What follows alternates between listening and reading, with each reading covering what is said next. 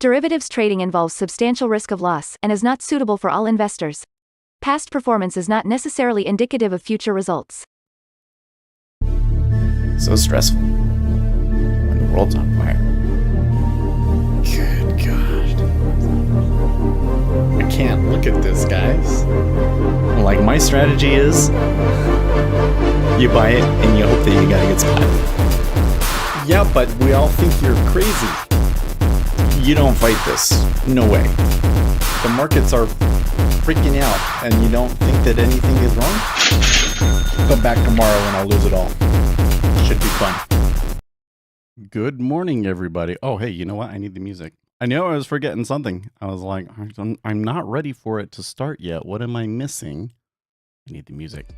There we go. All right, guys, it is Wednesday. We had quite a wild day yesterday for the CPI. Today, I don't think we have anything at the bottom of the hour today, do we? Nope, but we do have a 30-year auction today, so that should be interesting. And, I think that there's still a lot of stuff to digest from yesterday's action. So, the charts. So, treasuries got hammered yesterday. Not as far as I thought maybe they would, but after the auction, we did break a new low. They kind of reverted afterwards, but so that auction going poorly is not a good sign because, a lot of things are happening right now to put us in this weird situation where even though rates have been high, financial conditions are actually very easy. And that kind of works until it doesn't. And the reason why it would maybe stop working is because people don't want to buy the bonds anymore, and the government has a very difficult time funding the purchase of the bonds. And the auction did not have very strong foreign demand, and so that's a very bad sign for the treasuries. And here you can see in the overnight session with Japan, and they're just jawboning and talking every day over there in Japan now. Treasuries take another leg lower. S&P 500 did pretty okay yesterday. Range bound overnight, still a ways to go for those new all-time highs, but the S&P 500 buying through yesterday was quite zany, in my opinion. And here you got oil moving up as well. Gold and silver hammered, but not as badly as the bonds. So I still see a bid for gold and silver, which kind of suggests what I'm saying, that people are concerned that the US is going to debase the currency, I guess. Copper taking a huge jump overnight. Oh, that's very, very encouraging. It's very encouraging over there in copper. I don't know what headlines might have pushed that over in China. Yeah, but here's the Japanese yen. Like I said, some jawboning overnight. A little bit of a fall. The dollar coming up to 103, but finding some resistance there. And Bitcoin. Oh, Bitcoin rising to new highs in the overnight session. So we might want to keep Bitcoin on our watch list today. There might be some cuckoo things happen over there. Okay, now, let's see here. Where are we at? We should have, oh yes. I was going to try and stream to Twitter. Let's see if it works. Let's see if it works.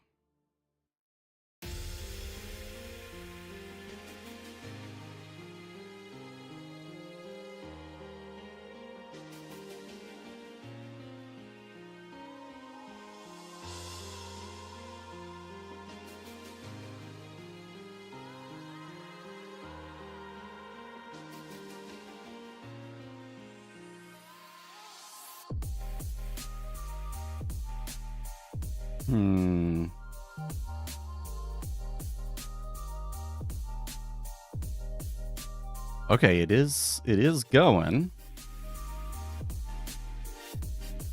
Oh, does it not let me change the broadcast name? That's funny. But then the other question is, where does it get posted?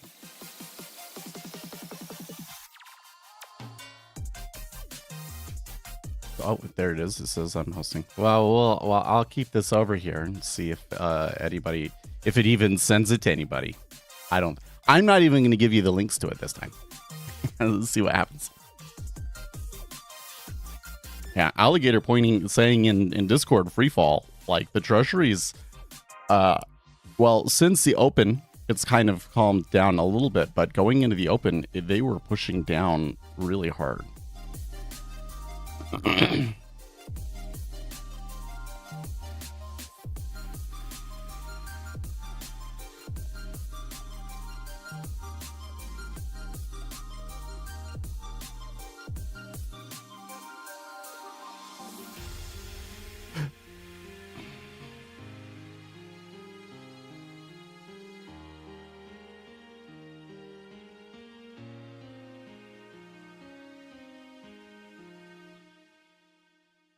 I don't know, man. Well, I think I want to be short today, but I'm very curious about the most recent downside action that we have seen in the treasuries here. Seems a little bit unusual, yeah?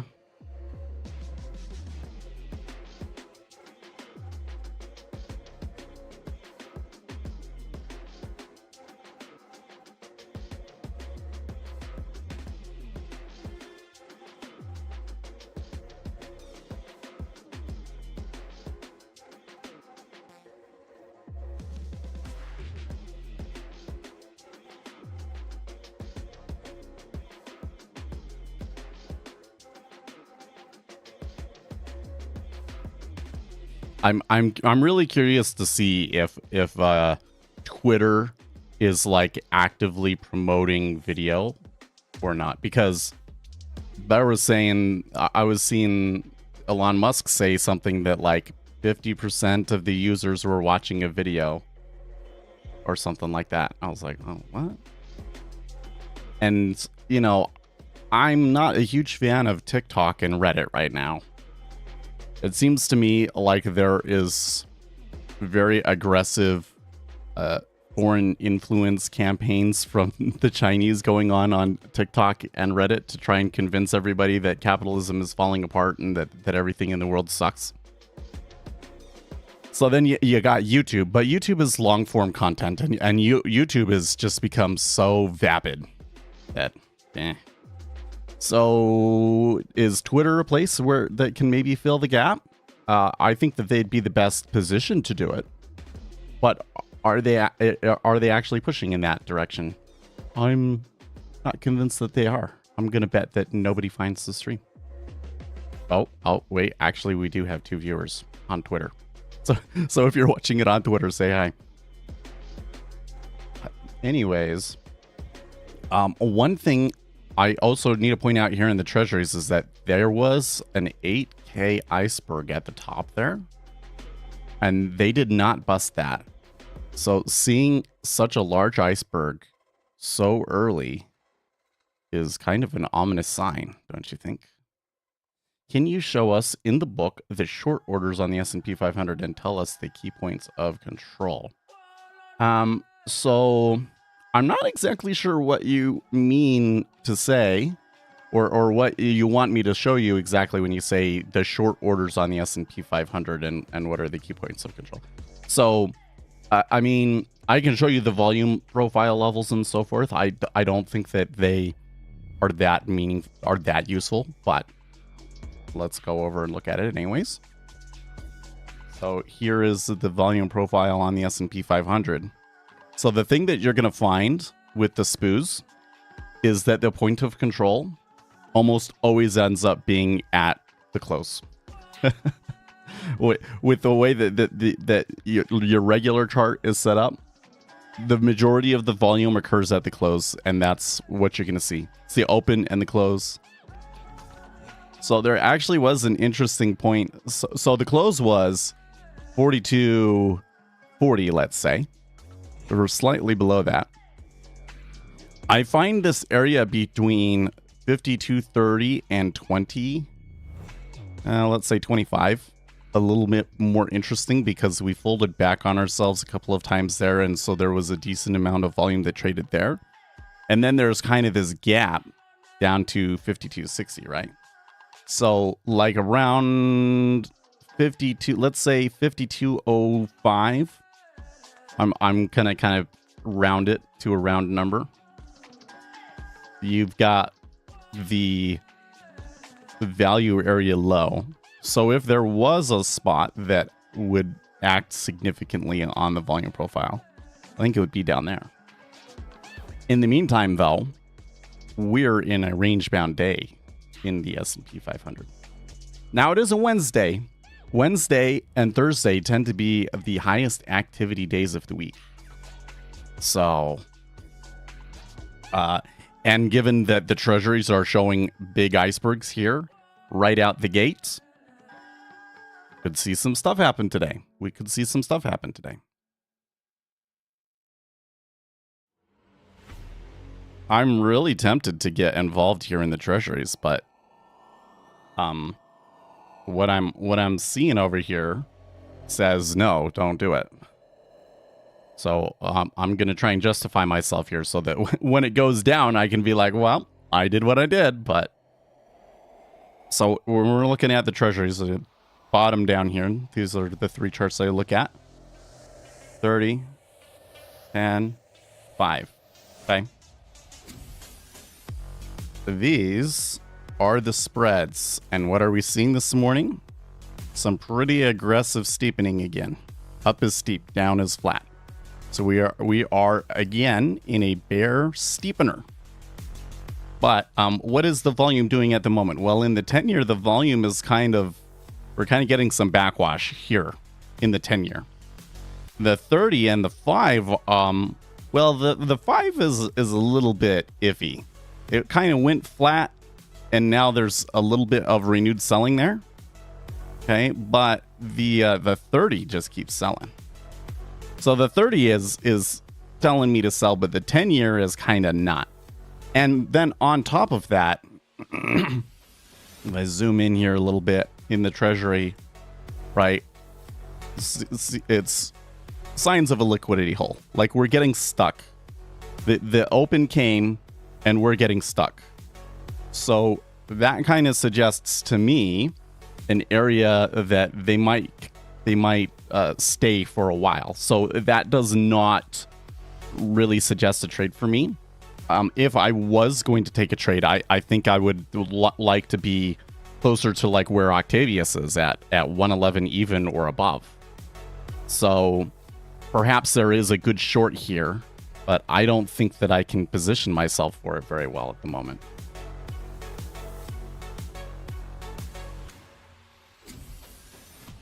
That answered it mostly? Well, thank you. Good job. Okay, Octavius is pointing out that there's some pretty big orders all the way down, too. Ooh, do you see these? So there's these 5Ks at 30 and 27. But then there's this other big one down at 17. That big one down at seeing one all the way down there at 17 is very curious to me. On the upside, let's see here, 05. But that's the only big one on the upside. And is there anything important about 05? Yeah, 05 was kind of a spot where they were at before this latest kind of run short happened. So I'm concerned that it's just going to sell without me. But what I'm seeing at the moment does not give me a whole lot of confidence in taking a trade short. My bias for the day is short, for sure. Like, I would think that we would have continued selling after yesterday's action. And that's the way that the flow has been overnight so far.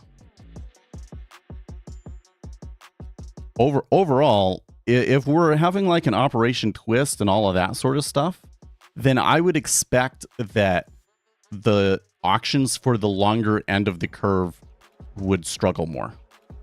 So we saw 10-year yesterday, it struggled. I'm watching the 30-year auction today, see if they struggle.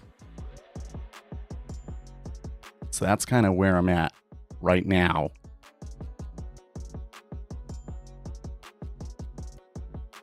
Wanting to be short, but not able to justify it.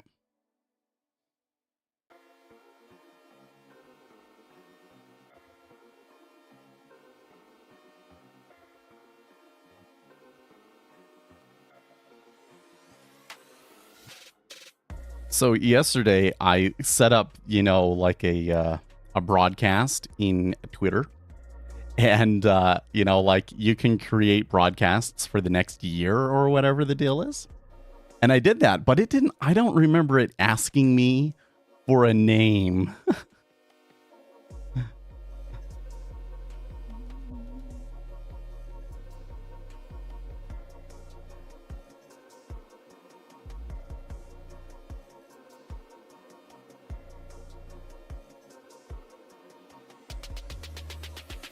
It looks to me... Okay, so I can change the future ones, but I don't think that I can change the current one. That's funny. That's funny. So today's stream on Twitter will not have a name. Well, hopefully I remember to keep doing this. So far, a couple of you have found it on Twitter, so... If you're one of the 4 people that found it on Twitter... Congratulations to you. Tell me how you found the stream. Do you follow me, or did Twitter show it to you? Because if Twitter showed it to you, I'm very, very interested. I'm very, very interested if Twitter showed it to you. Okay, they are coming back to 111. But now I'm seeing the volume in the 30-year start to flip long as well. So that makes me even more nervous about trying to take a trade here. YouTube, both of bot. Well, yeah. So YouTube will show them. Yeah. You know what? YouTube is so weird about that, because it seems to me that YouTube says, like, Seth should have a certain number of viewers, and if I'm below that number of viewers, it keeps showing people the stream until it gets to that number of viewers, then it stops. Like, that's what it seems like to me. Because when we were doing like the GameStop thing, for instance, man, we had tons of viewers that sent them over. But overall, it doesn't recommend the stream enough to really get big through recommendations anymore. It was a good start. It was good way to get the channel going and everything.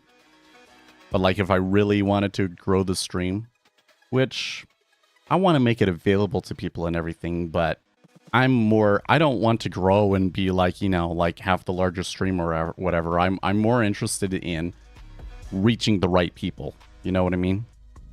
The people that are serious about trading, serious about futures, and serious about interest rates and central bank policy, right? So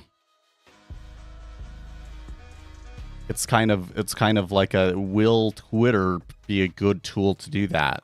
I can see a lot of things about Twitter that could help in that respect, but I'm really skeptical that it's actually going to help, because I don't know. I guess because I've always had trouble on Twitter. You know what I mean? I have, like, how many followers do I have? I have 542 followers on Twitter. And my understanding is that you need like 1,000 people before like anything really happens on any social network. So, are you joining the Discord? Good. Oh, wait, are you over here? I can, oh yeah. Wave of impersonators the past few days, more than usual.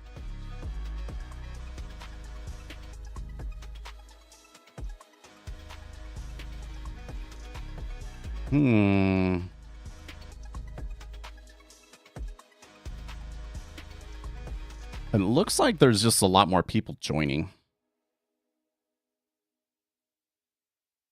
But apparently more people sending the private messages. Ugh. It's so annoying that I can like ban all these people from the server and they can still message you guys. It's so annoying. It kind of makes me want to not use Discord anymore. Switch over to a different app where like I have more control. like I'm hosting it myself or something like that, and so I can just straight up ban people or ban entire addresses and stuff.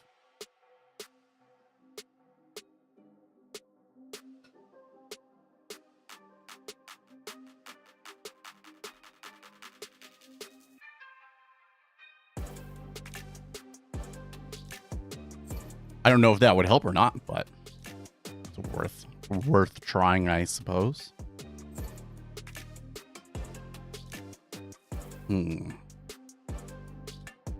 So let's take a little look around, because things have so far been pretty tight. It doesn't look like the treasury market is really interested in doing anything crazy now. We've seen, so we saw from about 05, there was kind of like a free fall down to here, and then we kind of mean reverted, and the change in cumulative delta on the mean reversion is almost as much in the 10-year as it was the initial sell.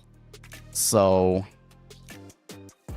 that is indicative of a range-bound session to me. And we don't have many big economic news today.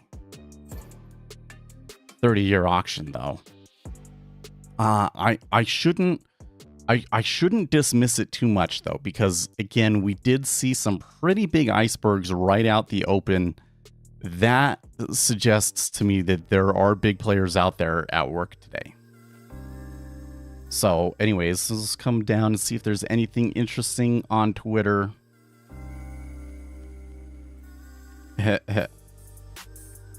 For real people, if something works in theory but not in practice, it doesn't work. For academics, if something works in practice but not in theory, it doesn't exist.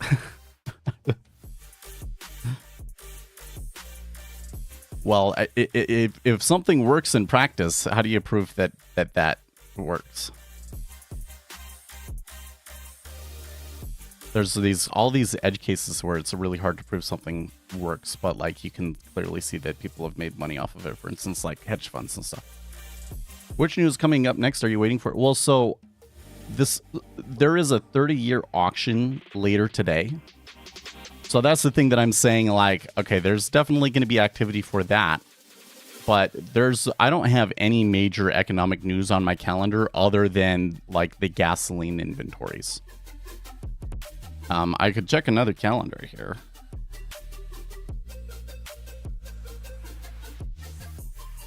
Yeah. Tomorrow is PPI. So it kind of looks to me like the market has decided to chill out a little bit today. I mean, something's definitely happening because there was some selling in the overnight, right? But it has since kind of back. They're gonna okay, so they pushed past where that big iceberg at 0.0 was. So far, my read that was a bad time to take a short seems to be working.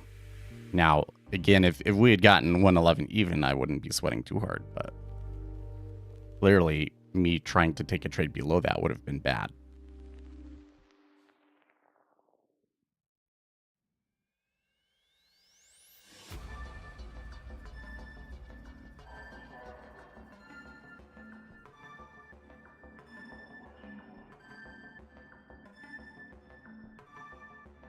And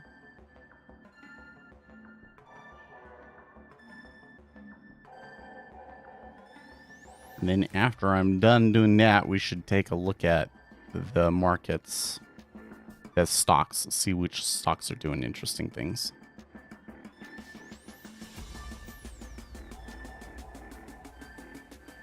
Here's a funny one. These scam coins are getting crazy. Someone just shilled me a coin that has 27 trillion in circulation, unlimited supply cap, one node, and 25% of the supply minted in the last 6 months. 1% of holders owns 30%. Oh, wait, that's just the dollar. That's funny. Well, this is the thing, though, is that, like, what really makes a currency? It's the demand. People want the dollar. Well, Why do they want the dollar? Because they actually need it to do business, right? Bitcoin, it's a little different. Why do they want Bitcoin? Because it's going up. Because they're concerned that the dollar's not going to go down, or that they're going to lose money in the dollar, rather. You know, when the speculative aspect of it goes away, then there's nothing to hold price, and Bitcoin just destroys you, right? That's what matters.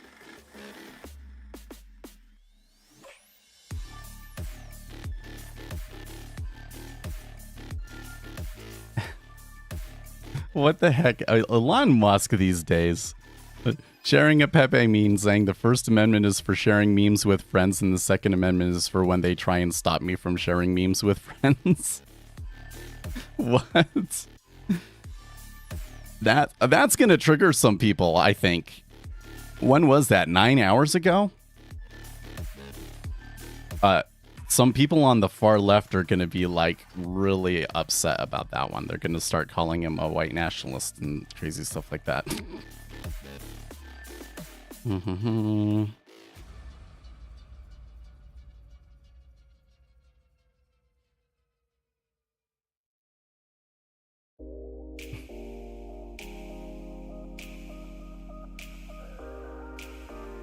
Okay, not too much overnight on Twitter, though. Let's come over, check Zero Hedge, see if they got new stories.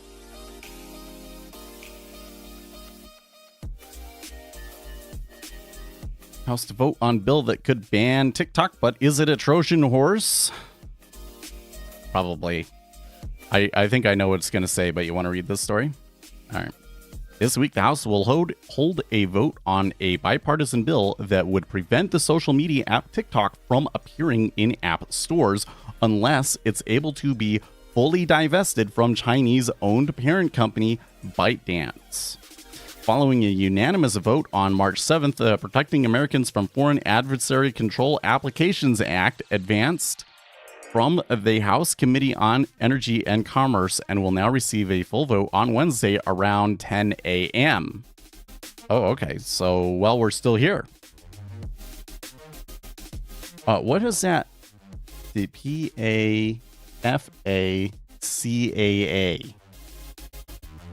Okay, it's not one of those funny acronyms that they snuck in there, I guess. Tammy Capital. Hey, on your channel, appreciate.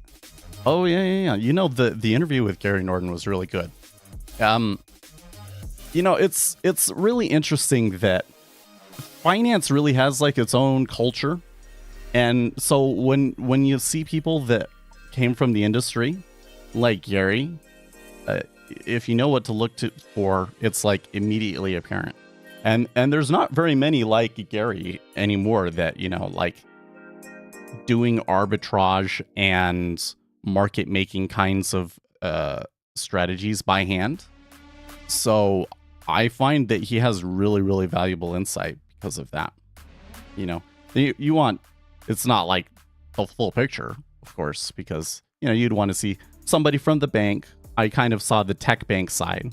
You might want to see somebody that's more from the trading side of the bank, and somebody that's from a hedge fund, and for somebody that's from they're all different sections of the industry. They all have different insights.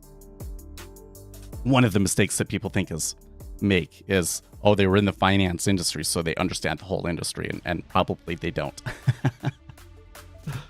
But very, very few that understand the market making side of it like Gary does. Okay, let me continue reading. The bill was introduced on March 15th by 19 members of the House Select Committee on the CCP, including Chair Mike Gallagher, a Republican, and Ranking Member Raja Krishnamurthy. The bill also has the support of Joe Biden, who said he will sign it if Congress puts it on his desk. But is it a Trojan horse? The Rush bill, seemingly out of nowhere and just weeks after the Biden campaign made a TikTok account on Super Bowl Sunday, has raised concerns over government overreach. On Tuesday, Thomas Massey noted on X the so-called TikTok ban is a Trojan horse that would give the president the power to ban websites and not just apps. If you think this isn't a Trojan horse and will only apply to TikTok and foreign adversary social media companies, then contemplate why someone thought it was important to get a very specific exclusion for their internet-based businesses written into the bill. Let's see here. And then he has some pictures.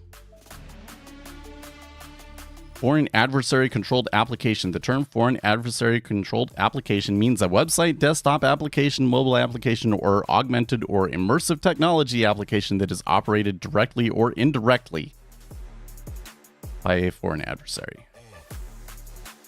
Prohibition of foreign adversary controlled applications. It shall be unlawful for an entity to distribute, maintain, or update a foreign adversary controlled application by carrying out within the land or maritime borders of the United States any of the following services to distribute, maintain, or update such foreign adversary controlled applications by means of a marketplace through which users within the land, blah, blah, blah, or providing internet hosting services. Okay, so they are correct. It does allow them to ban website, but they have, I mean, what would be the standard of proof that you would need, right? How do you prove that a website is foreign adversary controlled, for instance? Like, can you prove, well, I guess you could say that because TikTok, it's, you know, the ownership and everything. But what if TikTok, like, divested itself, but China was still actually controlling it, and how would you prove that in court? Gary Norden. Yeah. Sorry, that was who Cami Capital was talking about, Gary Norden. So here on my channel, if you go back far enough, there's an interview with him. We had a lot of fun. I really enjoyed talking to Gary. And he has a book called An End to the Bull. Very, very good book, I think. I think that it's like a good starting point for like how to approach markets. Because he basically, you know, he understands that a lot of this technical analysis, especially with the way that retail traders are trying to apply it and everything, is a bunch of nonsense. And he kind of points you in the direction of like the kind of information that would be more useful, like, you know, creating a watch list. Which assets are going up or down? What does that say about the macro environment? What are the market's current expectations versus the data that's coming out, and that sort of thing.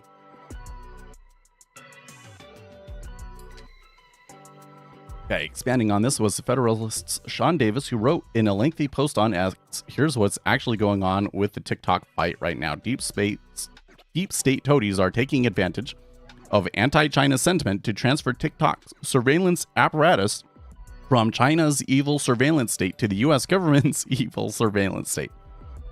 I wouldn't dispute that. It's definitely communist controlled, and they seem to be using it to push a certain anti-capitalist, anti-American sentiment.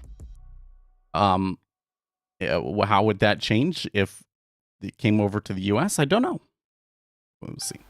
TikTok isn't going to be banned because neither the CCP-run Chinese government nor the CCP-owned U.S. government wants to lose such a valuable tool for spying on Americans and poisoning the minds of their children. And instead, the U.S. intelligence bureaucracy wants control of TikTok, and which is why it is included the divestment mandate.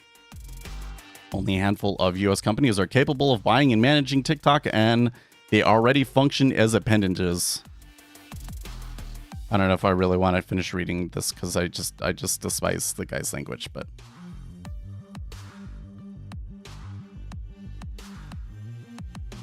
while TikTok has been long accused of curating degenerate content to feed the minds of Western youth, this and worse is what all social media platforms have been doing for years. And with regards to the ongoing chess game to decide the fate of TikTok, on one hand, the Wall Street Journal just reported that after company believed they had scored a recent victory, including the Biden campaign embracing the platform, behind the scenes in Washington, a bipartisan group of lawmakers and the Biden administration officials have been quietly planning a new legislation to ban TikTok or force its sale to a non-Chinese owner. On the other hand, Donald Trump, who has previously pushed to ban TikTok, came out against the bill after meeting with billionaire TikTok investor Jeff Yass, who holds a 15% stake in ByteDance, leading some to suggest that the former president had, quote, sold out. We also learned from Political that former Trump aide Kellyanne Conway has begun lobbying for TikTok on behalf of the Conservative Club for Growth, of which Yas is a large financial backer, and at whose retreat Trump praised Yas as fantastic. So a lot of chess going on and forces at work, yet after further consideration, this Tyler got it wrong. As Zero Hedge commenter Brent Cash pointed out on Monday, this is both a free speech issue and a matter of limited government versus legislative overreach that, based on the above, appears to set the stage for widespread abuse. Yeah, this is complicated, though, because China is exerting influence through TikTok, and I kind of feel like we should do something about it. But I don't think that you can do anything about it without giving the government a power that could be potentially abused. Now, how would the government abuse this power? As long as this has to go through a court, I think that we're probably okay, right? Like, in order for the government to say, okay, you can't distribute this application anymore or whatever, I think that there needs to be, like, a certain legal burden that has to be met in court before they can find that. If the government can just willy-nilly add things to a list, then that's a big, huge problem, right?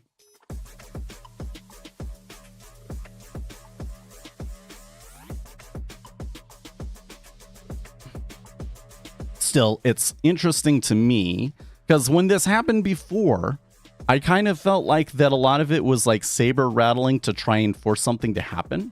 And then TikTok was like, oh, okay, we're gonna sell ourselves. And there was this whole thing with Cisco and different people like going to buy it and all of that sort of stuff, right? And then it didn't happen and it just kind of all got dropped. So I kind of felt like that they didn't actually intend to pass a bill. They just wanted to force something to happen with TikTok, and it kind of didn't happen. Maybe you scratched it. But now it seems like they're very serious. And if the Biden administration wants to ban TikTok because they're concerned about foreign adversary peddling, and Republicans have kind of been anti-TikTok for a while, I don't know if Kellyanne Conway and Donald Trump supporting TikTok is really going to help them. You know what I mean? I think that the overall conservative consensus is that TikTok is bad. I don't think that's going to change.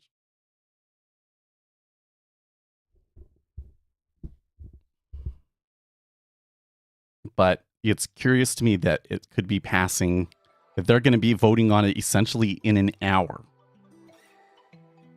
I don't know what kind of effects that will have on the market, but that seems like the kind of bill that could have potential impacts in weird places. So let's keep an eye on that, yeah?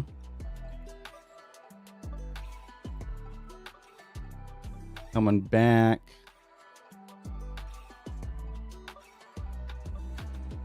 Okay, nothing new there. Let's now come over to Koifin. See, do a little bit of a review of our watch list. See how things went yesterday.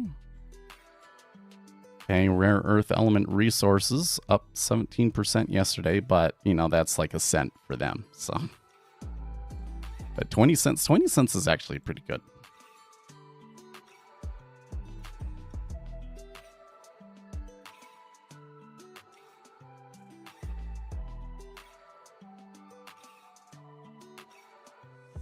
Yeah, so this one's kind of hard to watch because there was share dilution. Like it took off. You can't, you'd have to go back further. The price took off, and so they used that to offer more shares and raise money. Okay.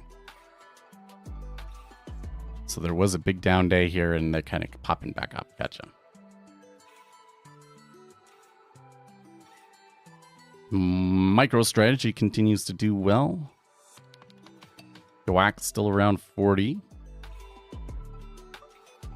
Magnificent 7. Oh, yeah. I did not catch that NVIDIA had a 7% up day yesterday. But Tesla's still down. Tesla continues to struggle. Happy Ramadan. Is that start yet? I thought that we still had a few more days. Or a few more weeks. Okay, rare earth resources are kind of mixed. ARRNFs seems to continue to be the bigger winner here.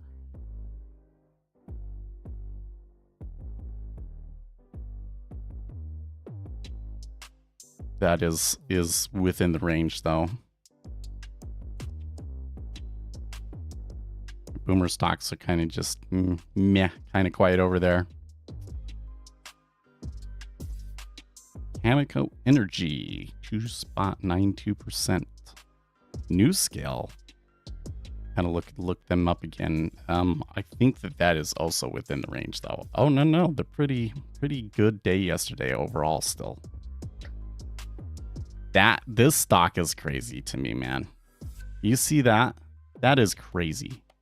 So this whole thing was like part of it was like the stock got overextended and was just kind of drawing down. But this kind of more recent stuff was that their big project that everybody was excited about failed. Because the whole thing about NewScale is that they are building tiny power plants. And basically, what people are saying is, having smaller power plants doesn't give you very good economy of scale, and so it's too expensive. Essentially, that's what they're saying.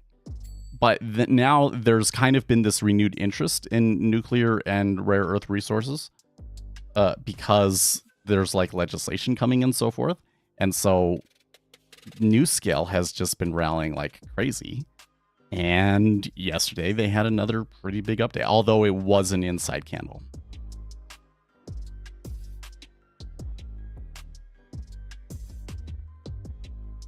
Marijuana stocks continue to just suck. Costco did good, but overall consumer stocks did not do well yesterday. So we continue to get a rally in the S&P 500 that's driven primarily by Nvidia and other tech companies. Basically, just because you see that all the tech companies are up. Supermicro was up 7% yesterday. But like almost everything else here that I've got on here, materials and military defense, energy, all down. Financial companies, well, they had an update, but it was all relatively tame. Let's take a look at New York Central Bank. Or sorry, New York Community Bank Corp. Why did I say Central Bank? That's funny. Is that really an up 5% day? Well, okay. So they're not out of the woods yet. Semiconductors doing okay. Intel's still struggling. Dogs of the Dow. IBM doing well, but the rest of them all kind of... Well, Johnson & Johnson's not bad. 3M had a big update. That's interesting. Wait, let's MMM. Holy shnikes. That's a big win for 3M. Okay. That's kind of funny that like the day after we put it, because we put it on our watch list on Monday, right? I forgot to bring it up here during the stream yesterday. And now today we find that they gapped up. That's crazy. Okay, I don't know why what FG is supposed to be. F&G Annuities is a financial. Why did I put it on there? I don't know. Soundhound still doing some crazy. Let's look at them. SOUN. Soundhound. Yeah. Okay, so still within its range, but pretty big update. That looks like that's kind of more related to the overall market going up, though, not anything specific to Soundhound. Stellantis actually up yesterday. The worst car company. Then we come into our defensive stocks. Walmart, okay. Some of the other ones pretty lackluster. And our evil stocks. Warner Brothers down 2.32% yesterday. Warner Brothers Discovery. I guess it's not as... that's not a huge deal. A retracement of the previous day's gains. Okay. Seems reasonable. If there's a stock that you guys want us to add to our list, let me know.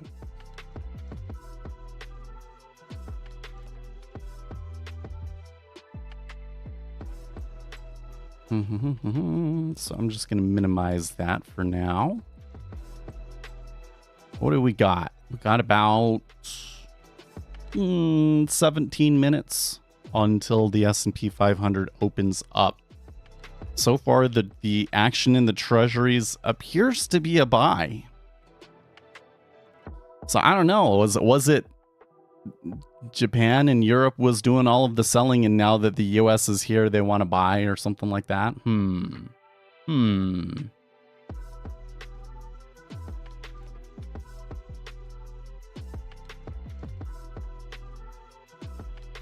Okay, now let's see if I find anything interesting on Reddit. AI is not the biggest problem right now. Contracted gigs are the problem. So this subreddit CS career questions, the sentiment there is so negative, and I'm kind of wondering if it is, really that bad in the tech industry, or if that's, part of the China disinformation stuff. Can you explain price entropy in trading futures? No. I'm not sure I know what you're referring to specifically. There's a lot of randomness in price. You can kind of, look at volatility and see how they kind of use they use Gaussian distribution to say, what is the range of this asset likely to be to price their options.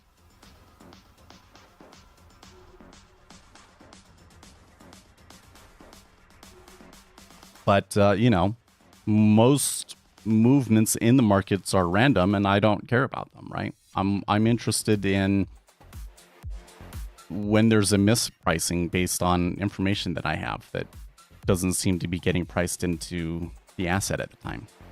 Like in the treasuries, I kind of think that financial conditions are too easy, and that it will be very difficult to get inflation to come back down to target under the current loose financial conditions. The market's not pricing that in. The S&P 500 is definitely not pricing that in, right? They are just in buy all of the things mode.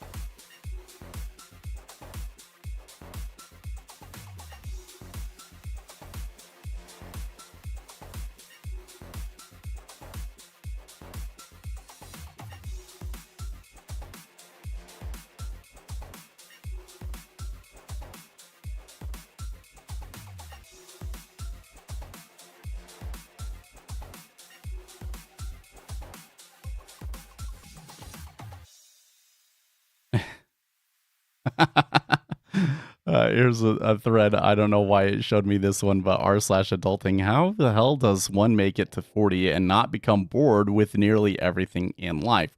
Work is boring. Pets and animals are boring. Kids, I don't have them, but I assume they get boring. No. No. See, that's your problem. That's your problem, my friend. Is you are basically your body knows that you should be taking care of kids right now and aren't, and so it knows that something is amiss, and that's why you are seeking new sources of dopamine generation. Because as a kid, when you're like a teenager, that's the dopamine time, right? That's when you have the most dopamine, and you will go into what are the cool things and get interested in the cool things at the time, and hopefully you find something that is really valuable, and you make a ton of money from it, and you find new places, a new place to make a home, and that high levels of dopamine encourage you to do things that are going to be good strategies for you as a young person. When you get older, you have kids, and that dopamine that is what is driving you before kind of gets replaced with oxytocin, and it's your familial relationships and taking care of your kids and so forth takes over as like the dominant driving factor behind the things that you do. This is, in my opinion, why men tend to make more money if they are married and if they have kids. That it changes your behavior, and it makes you more effective at making money, essentially, right? So this person, the answer is that they didn't have kids. But I bet you that I would probably get downvoted to hell if I tried saying that on Reddit. Actually, let's see what's the top. What's the top here? You may be depressed. Yeah, that does kind of scream that he has depression. Like, even if he had kids, he might still have depression. That's true.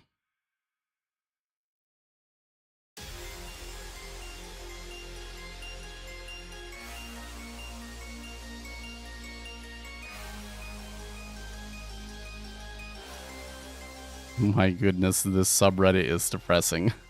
Yeah, it is. I kind of regret clicking on it because now it's probably going to send me more.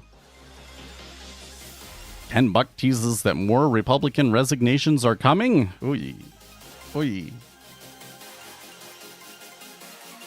Republicans that don't want to be there when Donald Trump is president. Seems like it.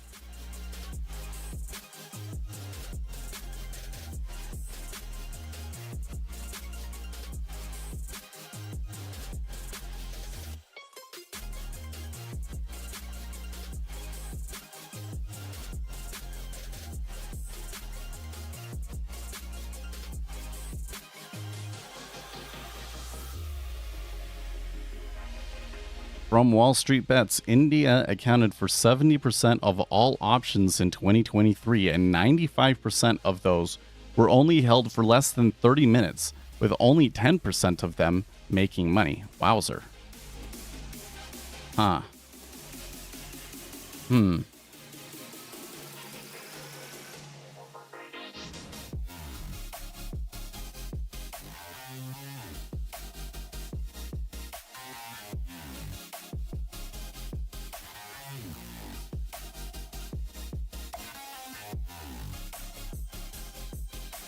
Still 10 minutes to the open.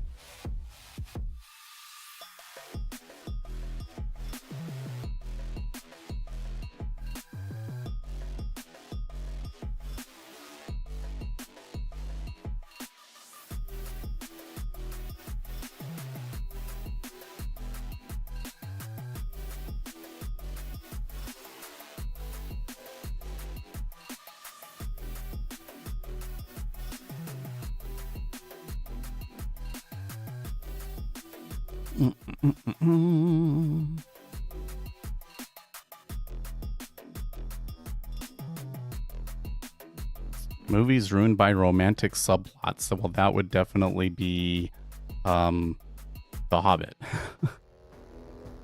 If The Hobbit is not the first... no, it's not. Oh, there we go. It's the second one. Actually, why is this Daredevil one at the top? Because they got 55 upvotes, and this one has 99 upvotes. But whatever. Freaking Reddit sometimes. Well, guys, Treasury's still kind of slowly buying, but it's been awfully quiet for the first hour or so. And it's been very particularly quiet on social media this morning. I did a good job poking around everywhere, but it's not there. Here's a platform that I want to look at, but I think we can do that tomorrow or Friday because I haven't created an account for that, and I don't want to do that while we're live here. But there's a new stats website that I want to take a look at. So I guess we just kind of wait and see if anything interesting happens. Or we can start pontificating about politics. Yes, that's what we should probably do.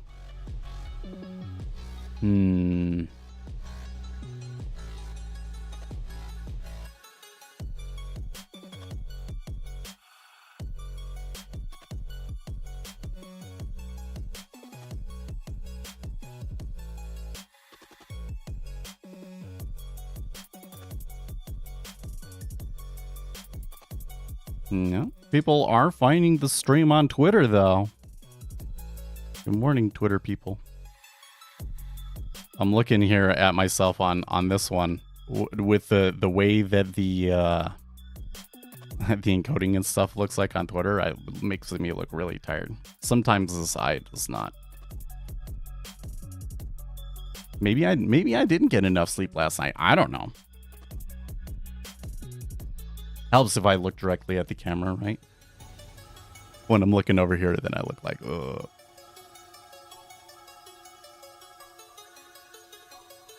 Well, Jamie Dimon endorses Disney CEO Bob Iger in proxy fight with Nelson Peltz Trian Partners. Oh, you know, that's somebody that we should have on our list. Where do you think we could put them in?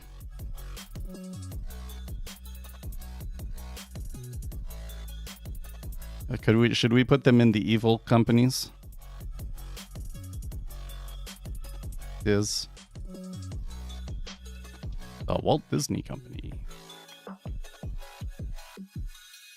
Let's look at them on a chart.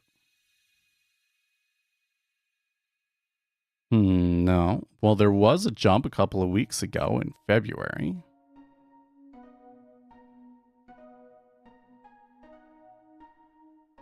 That was their earnings. That's curious to me that Jamie Dimon would be picking a dog in that fight. Isn't that weird? I mean, ultimately, I really wish that Disney would go back to their original mission and just make good quality content for families instead of trying to push this crazy agenda that they got.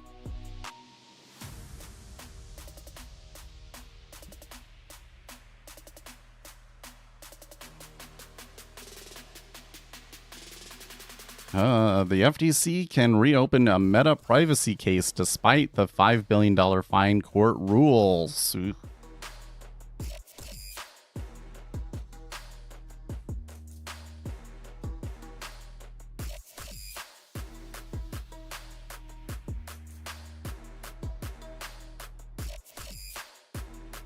Man, I am seeing a lot of fight over the TikTok thing.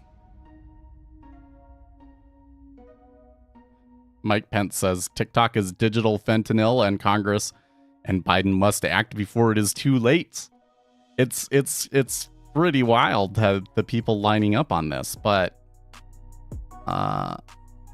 it kind of sounds like it's going to pass to me. Kind of sounds like it's going to pass. Am I wrong?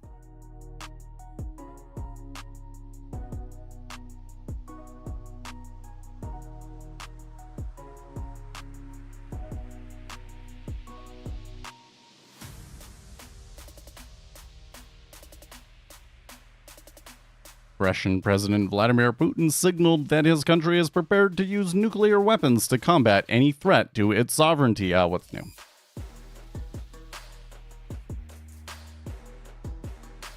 So they haven't been paying enough attention to you, Vladimir, So you got to start talking,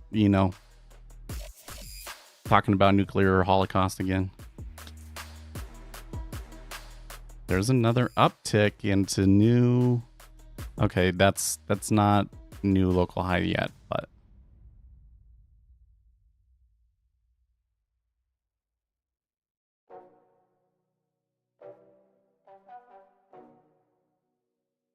I remember long ago people were slightly talking about how TikTok in America showed beyond dumb, screaming violence, encouraging nonsense, while Chinese TikTok primarily showed only edge. Yeah, it is true. Well, here's the thing that I find really weird about it is that the content that TikTok showed at the beginning of its run is very different from the content that TikTok shows you now. At the beginning of its run, the TikTok showed you entertaining videos. I think part of it is that like all of the entertaining videos had been out there, and so now like if there is an entertaining video on there, it was probably stolen from somewhere else. And the platform has gotten a lot better at hiding that kind of content from you. But most of the stuff that I see on TikTok now is either e-girls or like people with opinions. And most of the opinions that I see are pretty toxic. I think it's weird because when I think about my own content and what I say on the stream, right, I try to be careful to not dive too deeply down into certain holes and to get too pessimistic.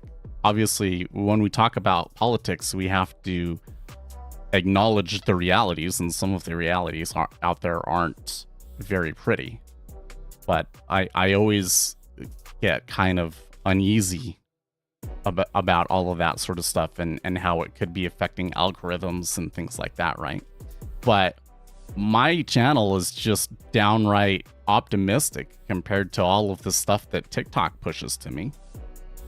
There's no question in my mind that the CCP pushes certain content over other content. Because I am not a left-leaning person. When I see people that I know are left-leaning, I immediately scroll past them. And TikTok still insists on showing them to me.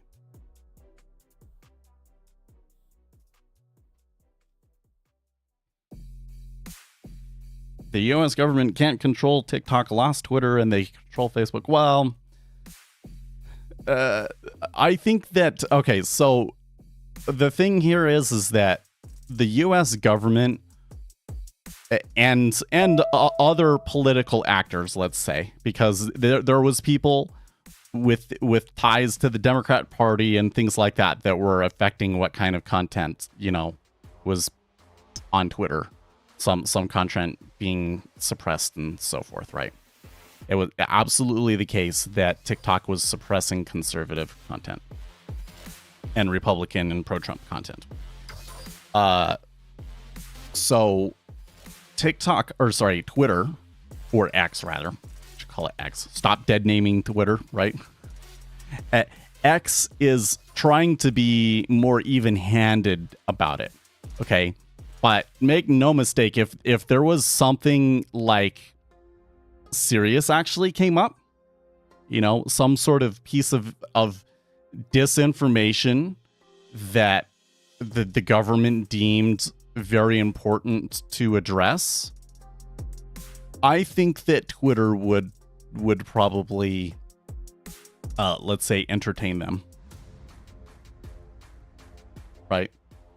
Facebook, I don't think that Facebook was ever as politically driven. So it's hard for me to say how much, what kind of influence sort of stuff is going on there with Facebook. I'm sure that there's going to be things like vaccine skepticism will probably get throttled on Facebook, for instance.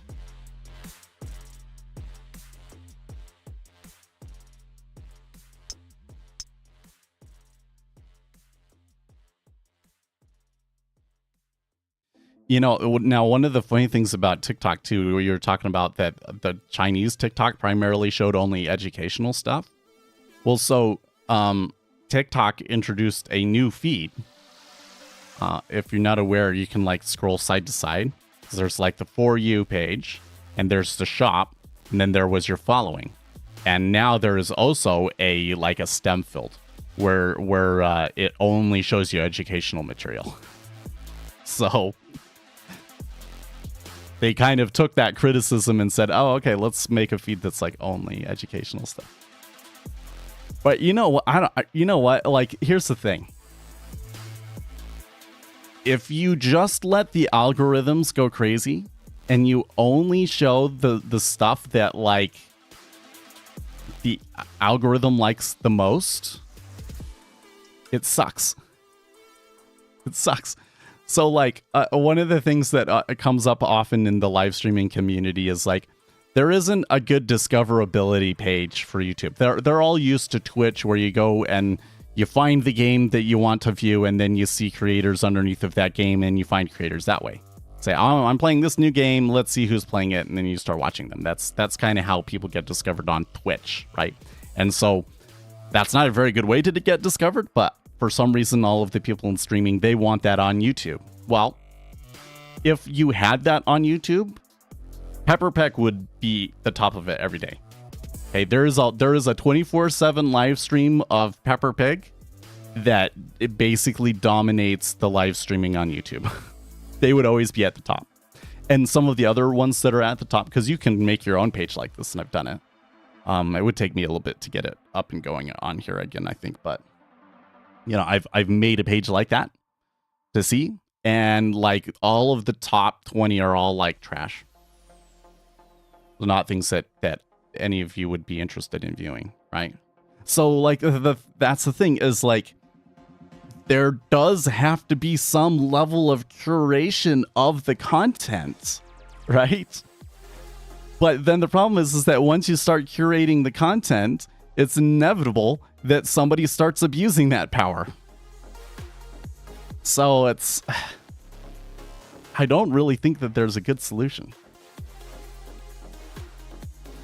Go and watch YouTube Shorts versus TikToks. Not as good. And I would say that the content that I get through YouTube Shorts is probably even more vapid than the content that I get through TikTok. I feel like that on TikTok, at least, I get a good sampling of like what the conversations are out there, even if it gives me a distorted view of, one side being more popular or discussed more than another. Right? Like as an example, something that's making the rounds lately is that like 40% of homes were bought by investors last year or something like that. It's completely false. It's put out by an article on Medium like a couple of months ago, and for some reason it's like having a resurgence, but like the story is completely and utterly false, and TikTok was pushing it so hard yesterday.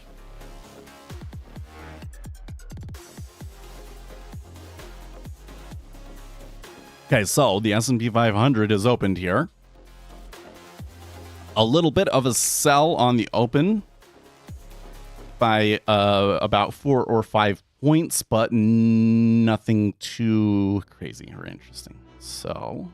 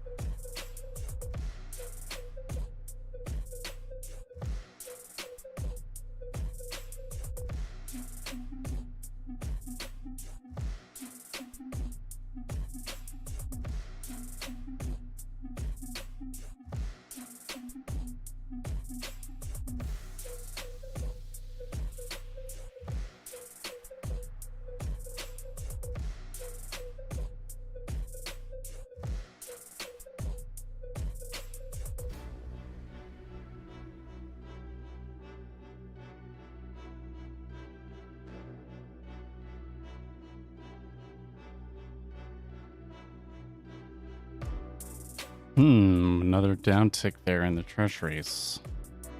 So they're still really stuck here.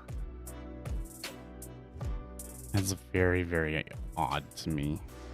I mean, I saw some really good signs of higher than normal activity at the beginning, and so them having been almost completely dead today is just a little bit of a surprise to me.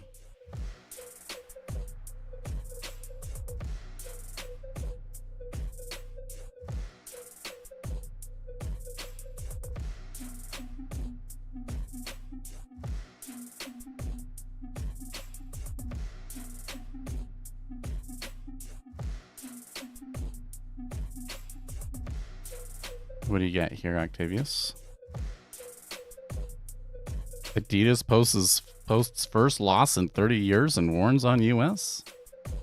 Okay, I'll read it. German sportswear giant Adidas posted its first annual loss in more than 30 years on Wednesday and warned sales in North America could fall again as sportswear retailers in the US struggle with high inventories. Adidas has been battling to right itself after it cut ties with Kanye West in October of 2022, suspending sales of the highly profitable Yeezy sneaker line.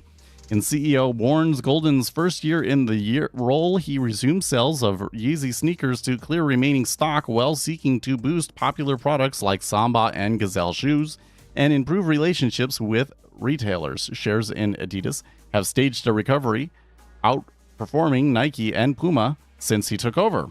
Although by far not good enough, 2023 ended better than what I had expected at the beginning of the year. This year, North America will continue to be weak, with Adidas expecting sales to fall around 5% this year.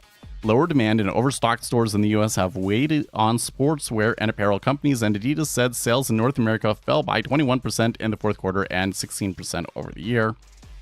Overall, Golden said clearing stock through its outlet stores helped Adidas bring inventories down by 1.5 billion euros in 2023, a 24% decline. Adidas has flagged shipment delays of 2 to 3 weeks due to the Red Sea crisis, and Chief Financial Officer Harm Alone, I cannot even try and say that name, said on Wednesday that there could be an impact on working capital if the disruptions continue.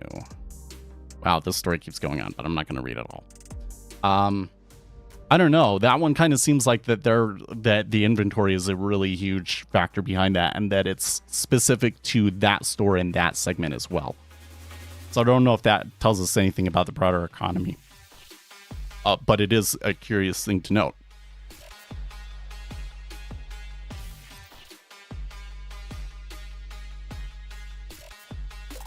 And there, the Treasury finally went for a tick higher.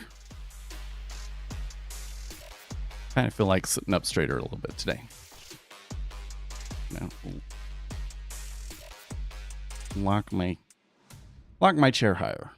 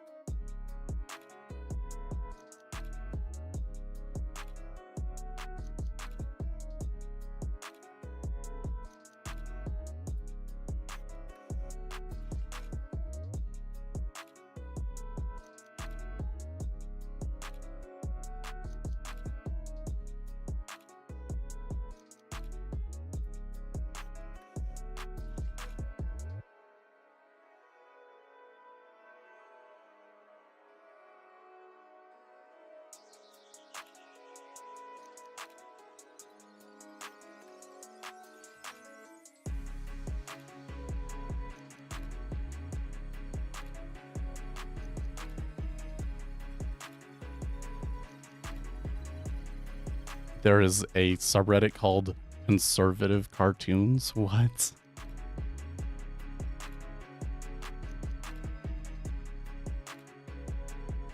A Dilbert cartoon. How are the tech support calls going? Great. I'm blaming all of our product flaws on climate change, and people are totally buying it. That doesn't make sense. You'd be surprised how little that matters. Jeez.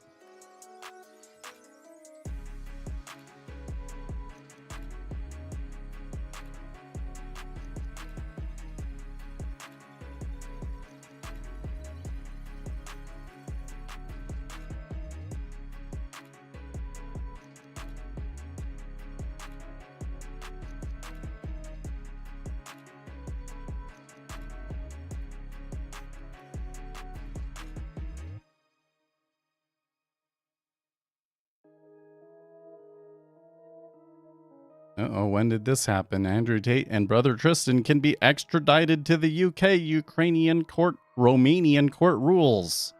Wait, why would they be extradited? Is that a new story?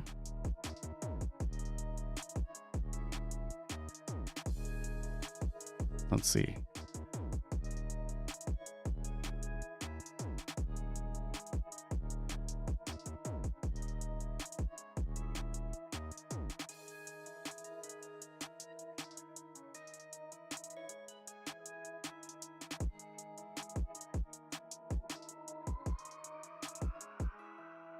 Andrew Tate arrested after Aiden Ross blobbed about his escape plans? What? Oh man, it just gets worse and worse, huh?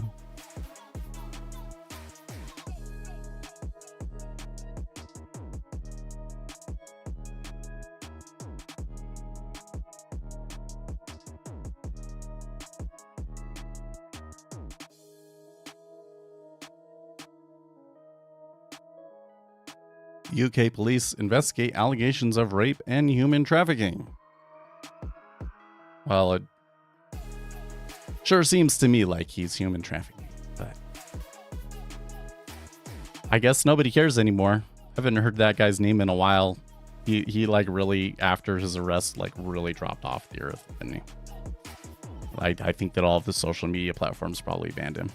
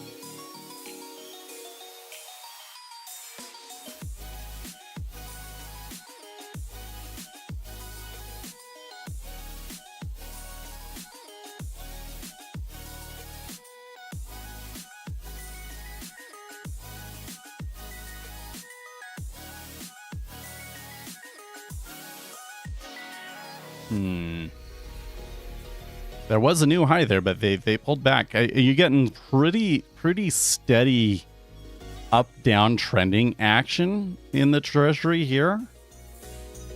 But like as soon as you start to notice a pattern like that, it's going to break in the Treasury. So we'll see what it does next. SPOO's still kind of struggling too. I mean, it's nothing too bad, but they are on the downside so far this morning.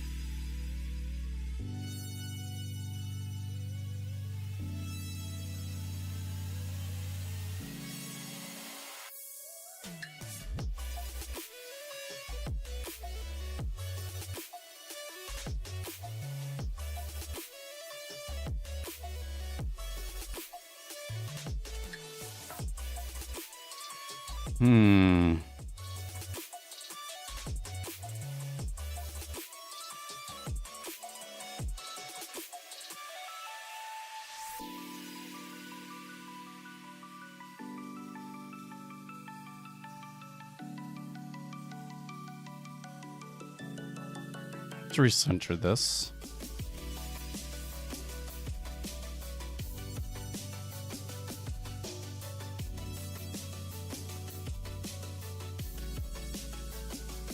starting to get a little bit of downside in Bitcoin. It's interesting.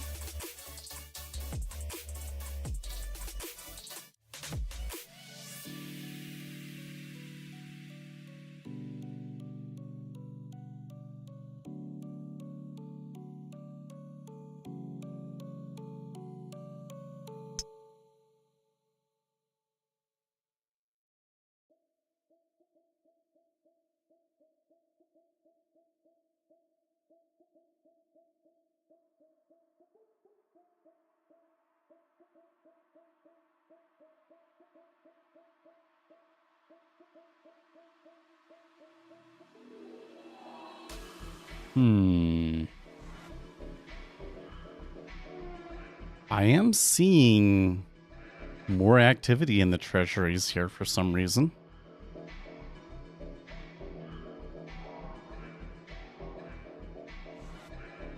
Not like a huge change in the liquidity or anything, though.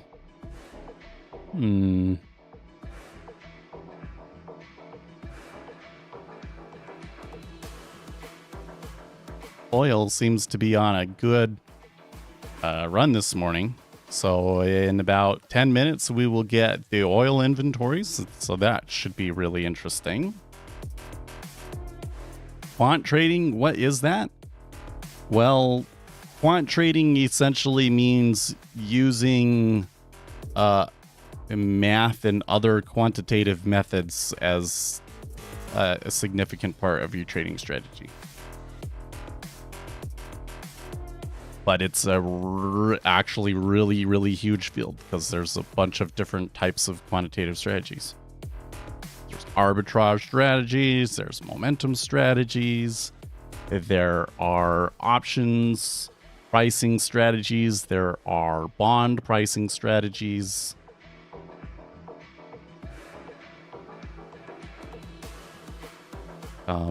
Ways of valuing stocks. So valuation, essentially, right? Other crazy things that are like beyond me that we have, probably being done at some firm somewhere and they're tight-lipped and so we are completely unlike anything we would even imagine.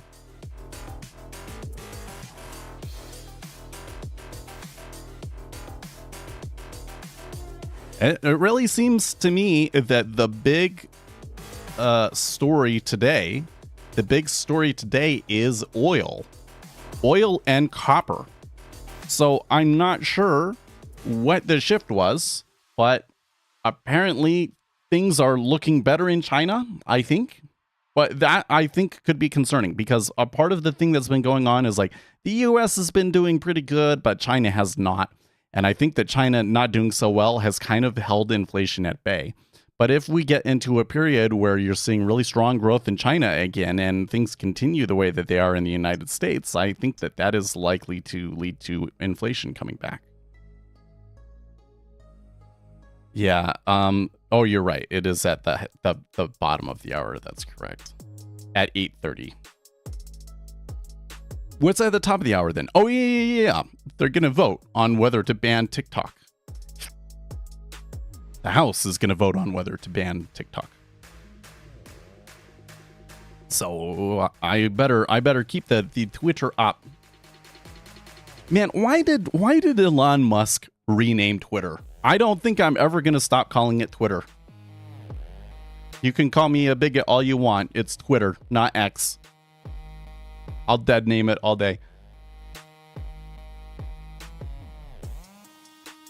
Twitter was like such a great name. It's such a great brand. I just can't believe that they killed it with the whole X thing. Like I still use the Twitter URL too.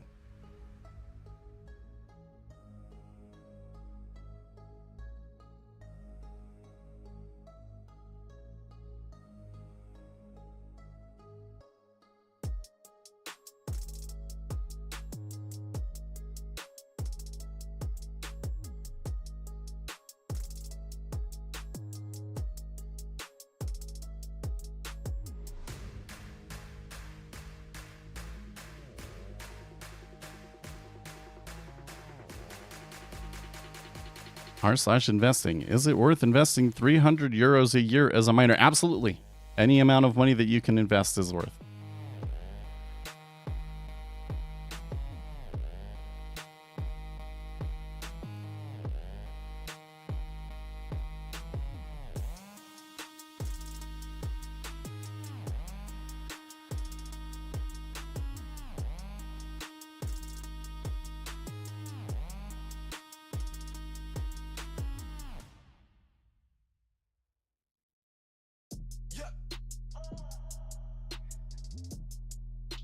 You can't tax your way to prosperity, you can't bomb your way to security, and you can't ban your way to liberty.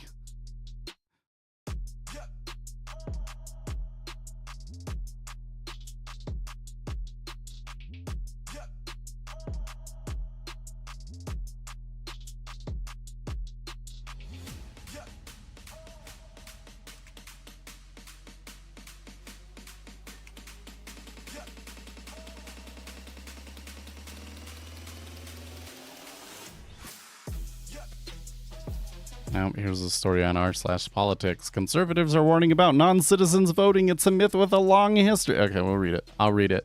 I won't read it out loud, but I'll read it. Yeah. Non-citizens are not supposed to vote, right?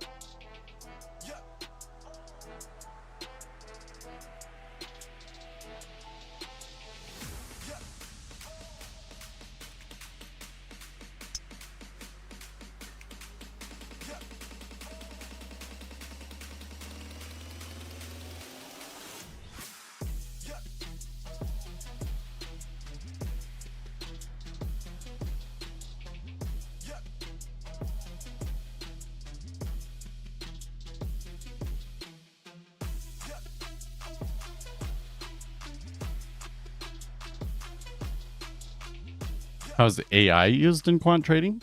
Well, so what they will often do is use machine learning models to sort out certain dynamics in the market that are just too difficult and complicated for us humans to figure out on our own. So like a good example is, how does the amount of movement that we had yesterday affect the amount of movement that we have today? And so they went in and they did this kind of study using an AI. And so there's this one part of it that there's like this translation function. And so they say like, how much does the previous day affect it? And it turns out that it's like a graph kind of like this sort of a thing, right? But like, what are the specifics of that, right? You just use the AI to figure it out. And that's what they do. And then once they do that, they find that volatility is mostly path dependent, which is a pretty important thing. In other words, it's like 60% of the volatility is dependent on the volatility of previous days. And the more recent it is, the more that day has an effect on it. So that's generally speaking the way that they do that they kind of use this stuff. So if you really, really want to get technical into it, my book is buried in the bottom of the stack here, but there's a book by Igor Halperin and who's the other guy? I can't remember his name.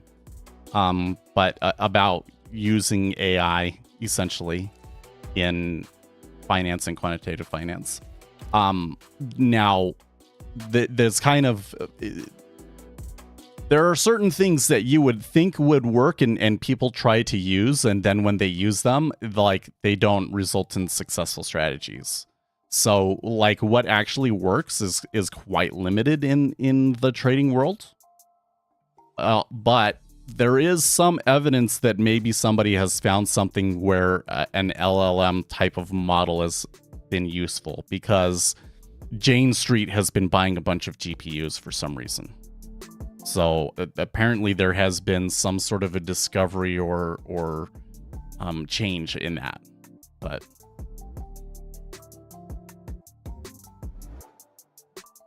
what are your settings on the spread indicator? I've got the values right, but it's not to spot. Oh, that's weird. So I have here,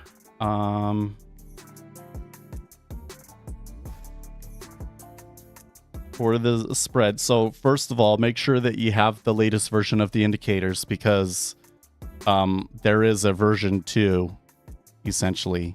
January 2023, I released version 2. Oh, it was a year ago. Over a year ago now. Of the spread indicator. This one, you can make it line on close or candles, and it allows you to have multiple legs.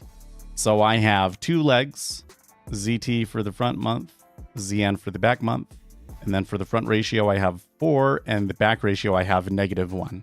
So you have to do -1 because, if there's going to be like 3 or 4 legs, which side is going to be buy and which side is going to be sell. So I had to change it so that, I had to use negatives to signify that it was the sell, right? Bar plot with auto, line on close. I don't have gray historical bars turned on for that. So that's the key ones. So you said it's drawing a straight line? It's just a flat line? Next thing is you don't have user provide month set. User provide month is unchecked, and you are on the June contract. Well, it's not scaling, right?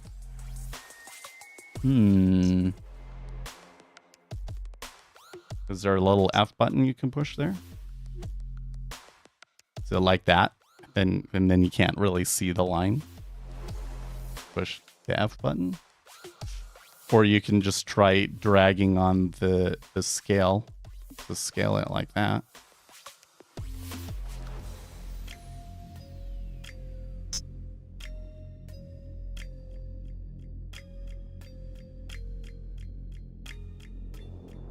Yeah, I got all that right. It's just not scaling right. I have to do the F button thing. Oh, okay. There you go. This is a good time in China. Yeah, do you know what's going on over there? I haven't seen anything to explain why China looks so bullish this morning. Well, I'm not looking at the stock indexes, but copper and oil are up pretty strongly. That suggests to me strength over in China.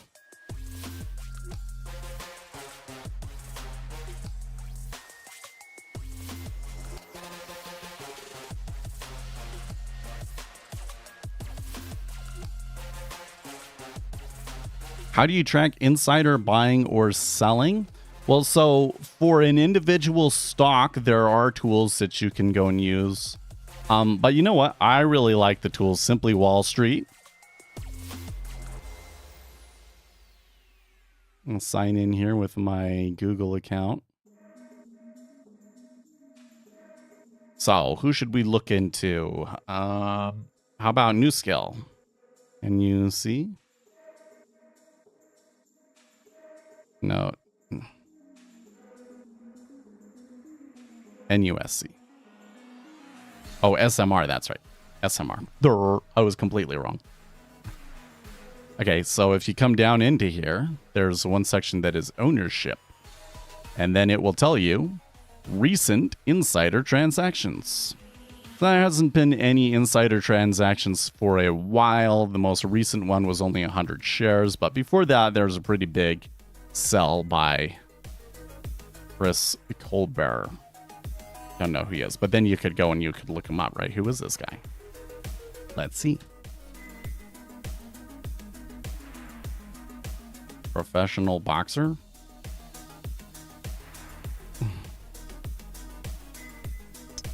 don't think that that's who it is. Robert Ramsey Hamadeh has been appointed Chief Financial Officer, succeeding Chris Colbert. So, the Chief Financial Officer departed from the company and sold his shares. Does that mean something? I don't know. Probably not relevant anymore because that was back in October, and we've had a big run in news scales since then because of anticipated government regulation, but I digress. So that's a way that you can look at it. They even show some things like, okay, here's the insider trading volume. Are they buying or selling? Ownership breakdown, who owns it? Top shareholders. This has pretty good information on and that sort of stuff. So that's a tool that I use to look at that sort of thing.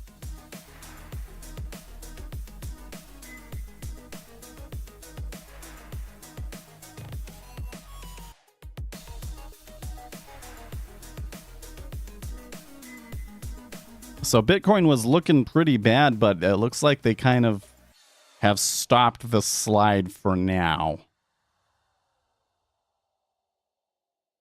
And again, we're supposed to be getting vote on the TikTok thing here in the next hour, so.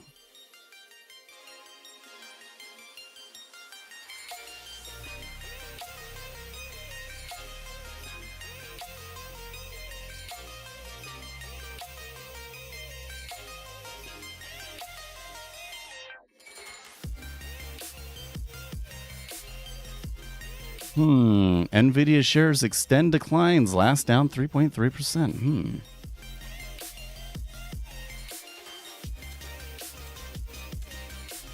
For some reason, everybody on Twitter wants to talk about slavery today. I don't know what that's all about, but...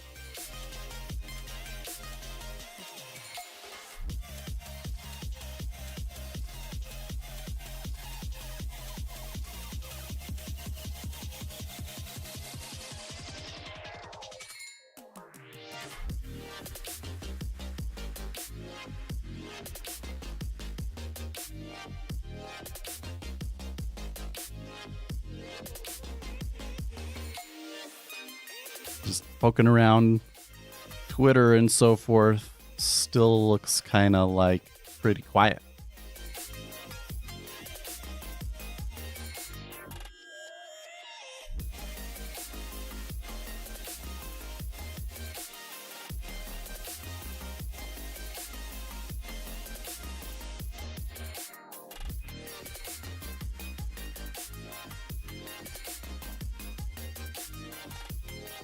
Kristi Noem posted a video praising the work she got done by cosmetic dentists in Texas. Oh, okay.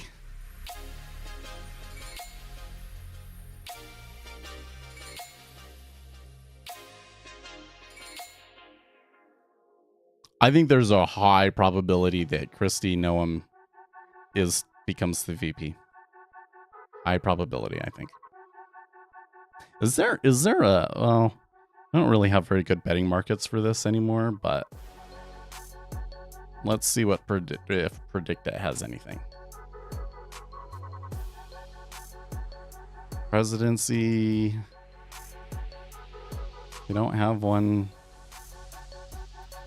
Here we go. Donald Trump, vice president nominee. Tim Scott is leading at 23.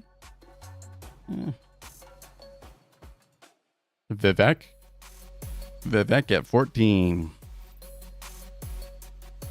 I think, at a 5-to-1 payout, that Kristi Noem is a pretty good play. Maybe.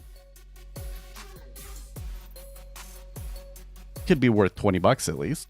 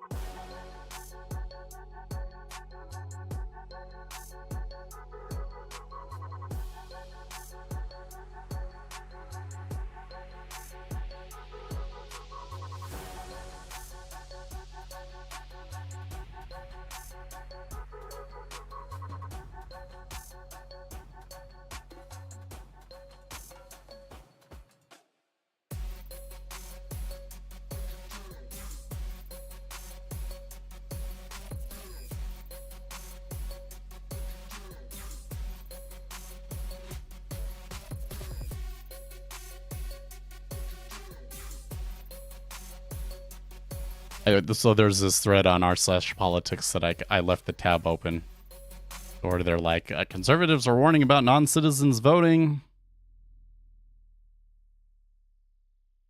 I'm really tempted to post in here because I feel like that this needs to be. I feel like it's being misrepresented. It is illegal for illegal immigrants to vote. Okay.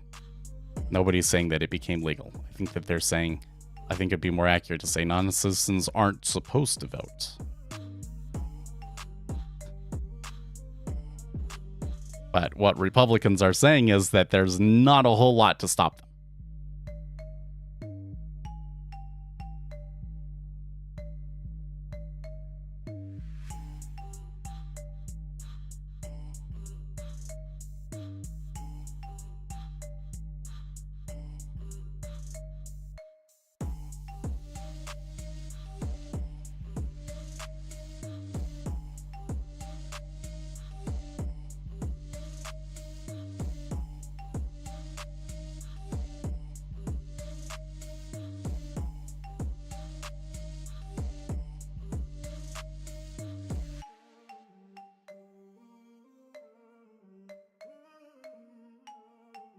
So remember when I said, oh, we got this uptrend and it's zigzagging pretty well, and usually when you start to notice a pattern like that, it stops?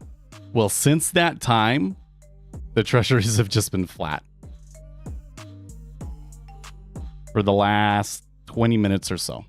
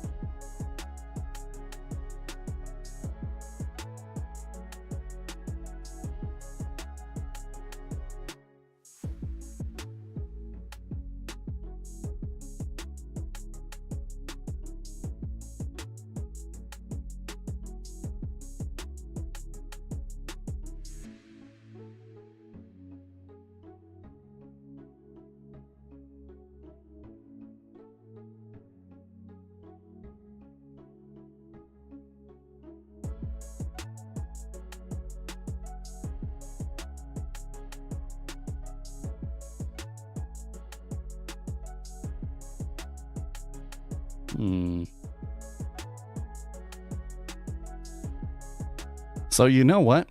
I was like really skeptical of streaming it on Twitter. Because whenever I've tried alternative services, I find that they don't really bring in a whole lot of views and whatnot. But I've got nine viewers on Twitter today, which is a decent amount.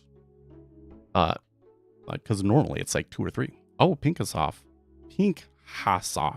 Hey, you know what? So, you should check something out for me. Well, it's something that you would be interested in, rather, if you're still there. It's a website called Edgeful. Edgeful.com. Maybe we'll pull it up tomorrow. I need to like make an account on it, but you know, they really wanted to talk to me, so I did it, and they showed me their platform. And it's kind of interesting. There's a lot of the stuff that we can kind of already see on our own, or that I could program myself if I wanted to.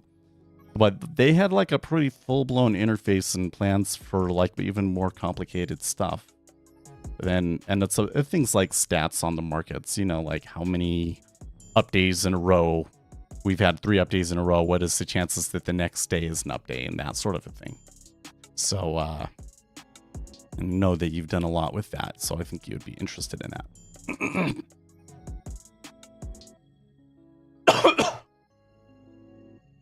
Maybe they'll buy your system.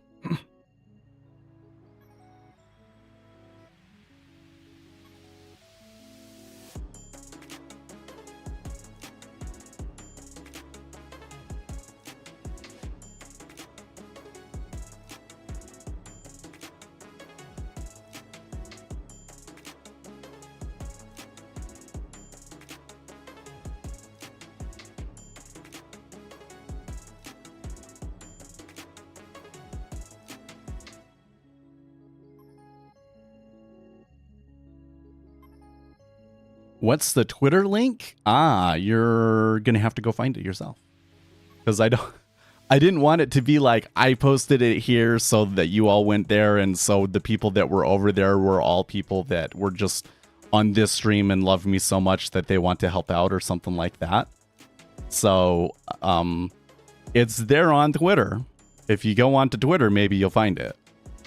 I'm actually not even 100% sure what the accurate link is. Actually, now I'm gonna try it, because I don't. Is this it? Let me give you this link. Is this the link? Can I just use that? But I'm interested to see, like, if I post on Twitter, how many people show up, right? Does Twitter actually like push it to people? It seems like it does. It seems like it does, because 10 is more than we got when we did like Rumble. And okay, Octavia says yes, that one does work. Okay, huh? Yeah, like when we did Rumble, and when we did what's that other live streaming website that's trying to compete with Twitch? Didn't get a lot of viewers. It didn't appear that it was pushing it to anybody. But I guess maybe that would make sense that those viewers wouldn't be as interested. Actually, I kind of feel like that Rumble should be interested, but they're not. But remember, for a really, really long time, we live streamed to both YouTube and Twitch. And then I got so fed up with Twitch that I just stopped doing that. Didn't really change anything, though, right?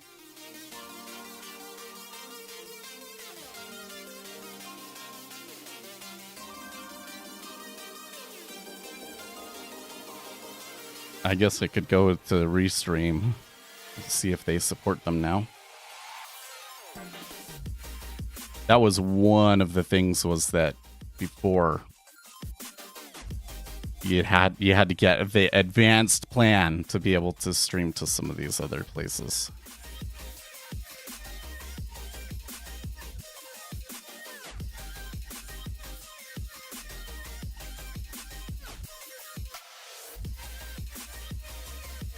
And we stopped doing it so that the latency with you guys on YouTube would be better. So I think that was important.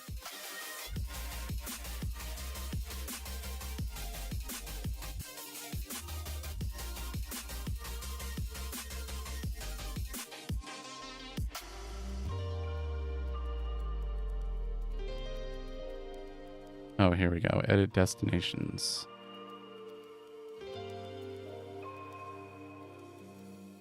Kick. Yeah, and they have Kick there.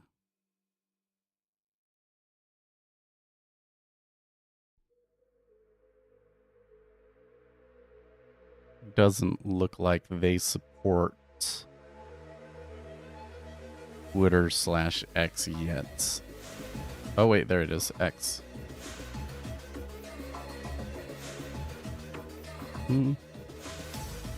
I guess what I could do is I could stream directly to YouTube, and then have the second stream, instead of going it to Twitter, going to Restream, and then from Restream send it out to multiple places. Do you guys use technical analysis? Is it bad?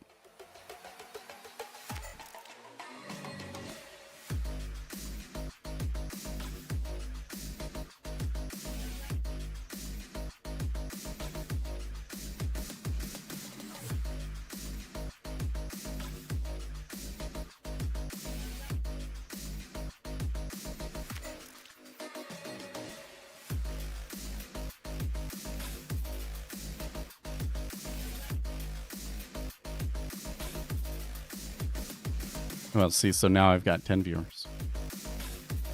But see, the problem is still that now, like, in order to keep track of that chat, I have to have that window open, essentially.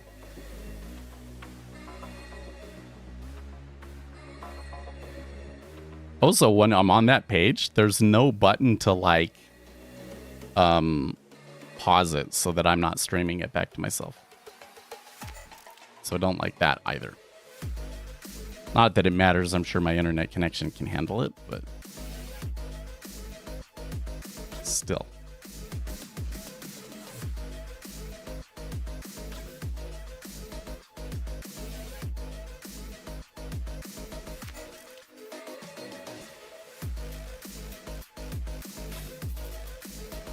Still haven't heard anything on the TikTok ban. I was hoping that they would have actually done the vote before we leave today, but maybe it's not happening.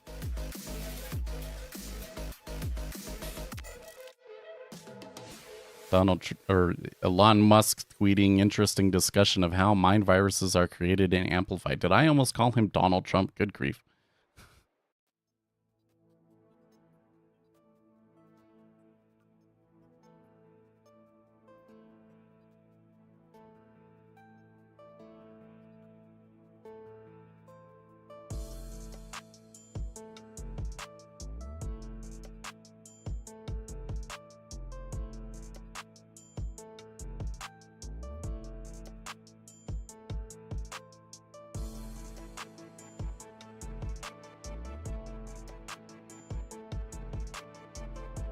Now, treasuries maybe coming back up to that higher end of the range again. S&P 500 is looking a little bit better. Not much, but a little bit.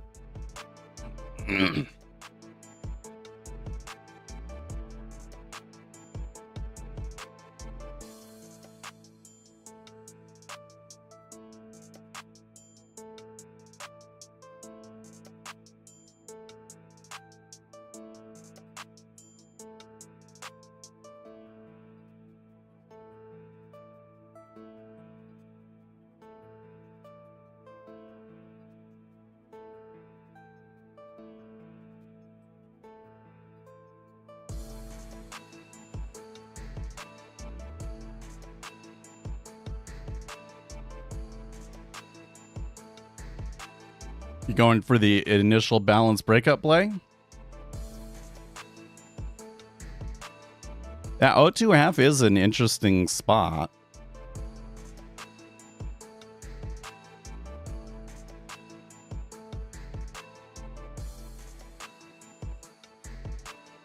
So the slowness that we've seen today makes me wonder, are they kind of playing it tight because of PPI tomorrow? Like, usually PPI isn't as big of a deal, and lately it hasn't been as big of a deal, but maybe they're being a little bit more cautious this time. Or is it something else? I don't know. The market seems to be kind of in a strange place, I feel.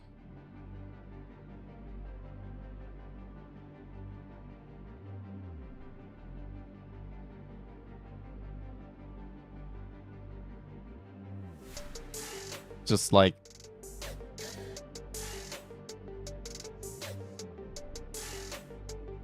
look at Bitcoin today, for instance. Down, somebody really trying to hold price up, but not really making it. It's not the usual behavior in Bitcoin.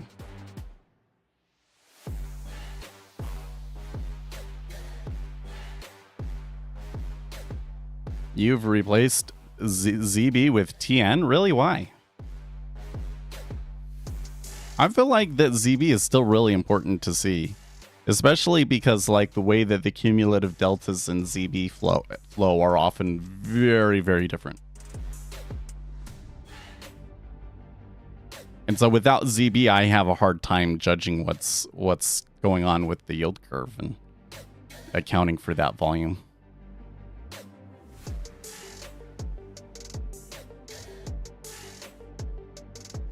TN is getting more and more volume every day, though.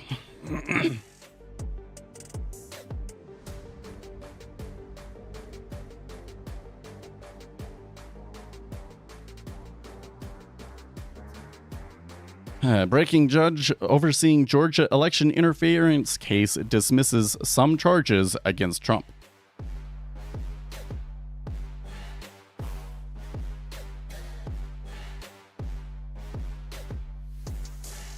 Six of the charges must be squashed, including 3 against Trump.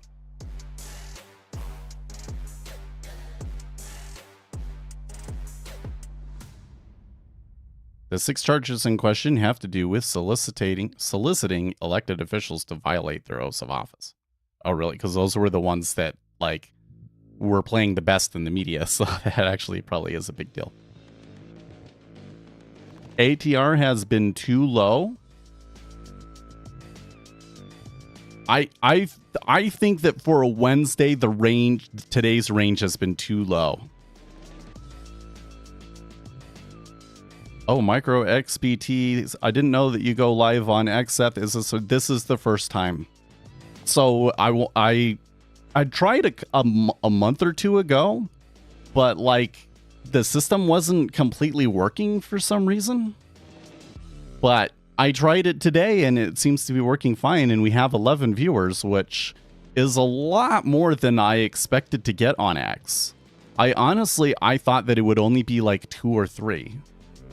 So that's kind of interesting. You know, the stream as of late has been a little quieter. What do we get? We still usually get to 24 viewers on YouTube. Yeah. Seems like YouTube always wants us to be at 24. I don't know what's with that, but you know, so to get 50%, so that's basically a 50% jump in viewership from Twitter. That's not what I expected. I didn't think that any of you really even viewed Twitter. Like, I thought that all of the people that follow me on Twitter, like, don't ever visit Twitter. You know what I mean? So it's interesting.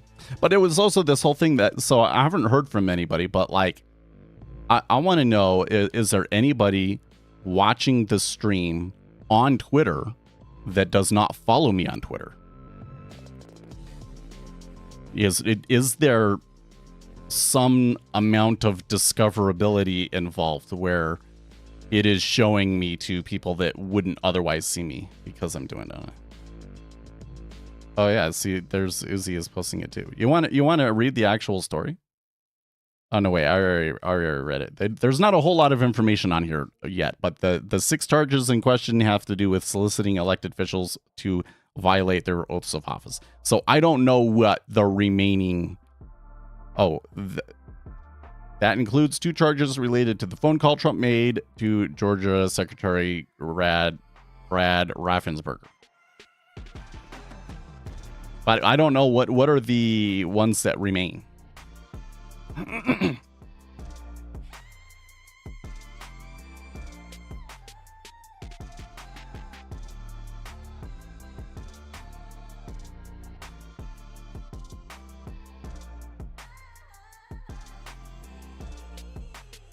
Because that's like, I think that's like half of the charges gone.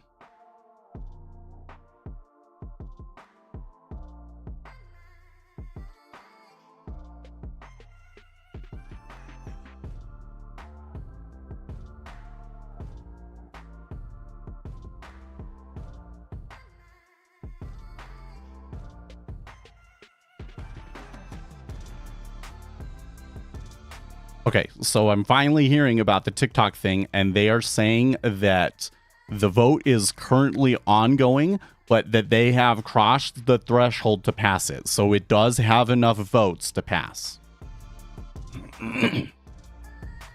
That doesn't mean it's a done deal, but they're close. They're close.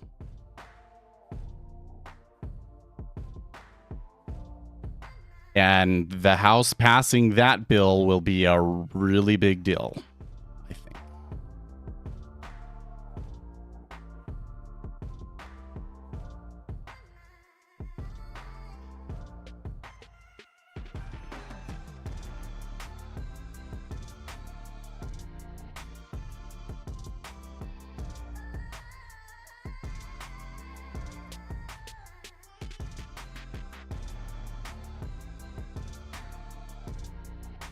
I'm so confused by how everyone suddenly wants to ban TikTok. It was at one point a partisan issue.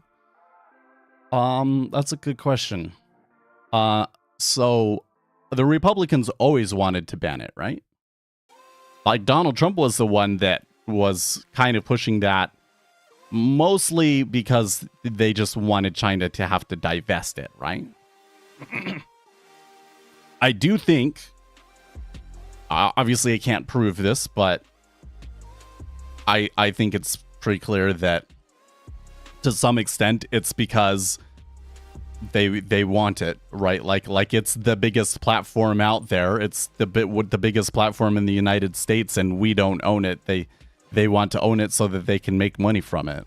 I'm sure that is one of the factors at play.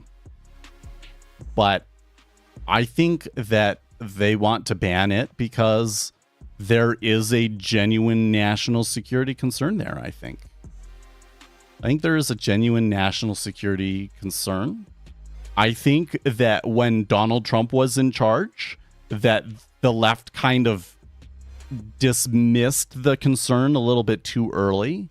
And so now that you have a Democrat president in there and the Democrat president is saying the same thing, now the Democrats are on board and the Republicans never kind of got off of the bandwagon. And so you end up with this strange situation where everybody seems to agree. Now, it's kind of funny how, as that happens, that the far right has kind of become anti-ban TikTok. Now, I would be upset if TikTok got banned. Okay, I think that the TikTok should have to have an American subsidiary. Like, they can still make all of the money, but there should be an American subsidiary that has American code and whatnot, and so that we can be sure that they aren't influencing the public in a way that is exploitative and so forth, right? So I don't want TikTok to go away. I just want to resolve the national security part of it, right? But I think that the far right has a good point that the way that this bill is written and everything kind of sounds like something the government can abuse. It basically sets up a way for the government to say that this app is under foreign influence and so we can ban it. And websites too. Now, what kind of a process would you have to go through to be able to do that, to be able to ban a website? I don't know. But I am kind of like, I don't think that the government should have the power to ban things. Like, I think, like, it would make sense to me that you could say, you're a website, you have foreign influence, so we can, like, fine you, we can, I don't know what kind of punishments you would do. But I also kind of feel like if somebody puts a website up, that people should still be able to get to it if they really want to, Like, it just bothers me that you could ban anything off of the internet, essentially. So I don't know how you reconcile those two. Maybe it's just not possible.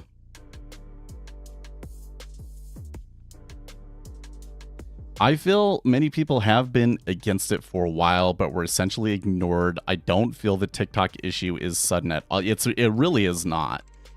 You know, like Nikki Haley the whole time. I think that part of why Republicans have kind of turned the way that they have was because Nikki Haley was pushing it so hard, and that kind of rubbed everybody the wrong way. It's kind of funny, but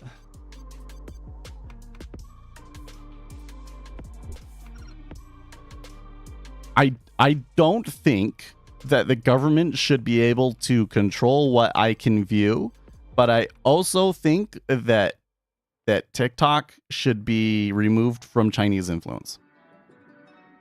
So could you write it in a way that it would basically say, if you're a company and you are pushing a product that is not if you're a company and your product is under the influence of the Chinese government, that you are breaking the law in some way, I'm totally cool with that. Because I'm very concerned about the influence that TikTok and Reddit, frankly, there's a lot of Chinese disinformation sort of stuff going on Reddit too. Probably worse. I'm very concerned about the influence that they're having on the American people and the data that they're potentially collecting and how that could be weaponized against us. I think that's a valid concern. But I don't think that it should ever be able to, like, just ban a website, you know?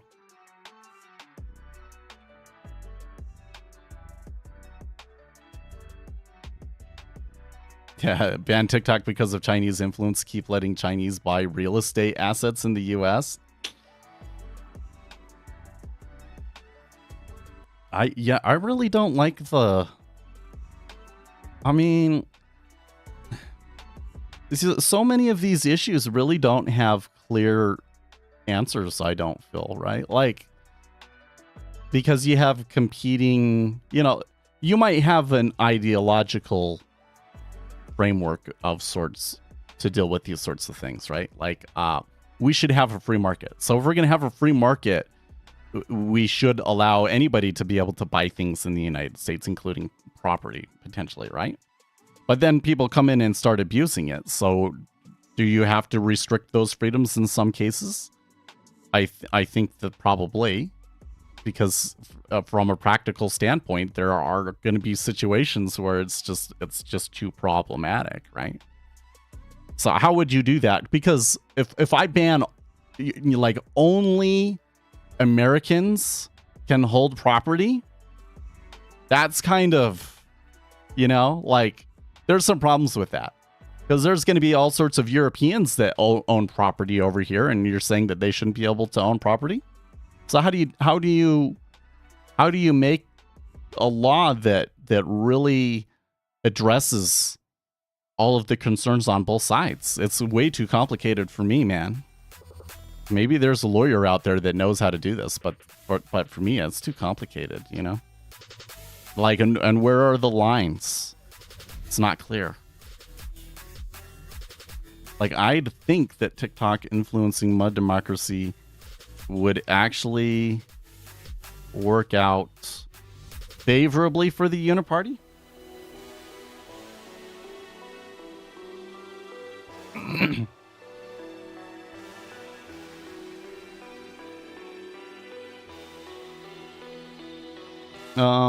So I missed your micro XBT's other comments. You're not active here. Why? You mean on Twitter overall? I don't know, man. I just don't have a whole lot to say to Twitter these days, to be honest with you. So there's this whole thing that, like, a long time, I would make lots of videos on TikTok, and I kind of soured on making content on TikTok, because no matter what I did, and I published for a very, very long time and gave it a very good try, and I had some successes, but, like, you know, it didn't really change anything. It was like, when I was being successful on TikTok, it didn't help the main YouTube channel at all, for instance. And it was getting to the point where I kind of felt like that TikTok had something against me, that, like, somebody had decided that my content was too conservative or something, and it was just never going to get pushed.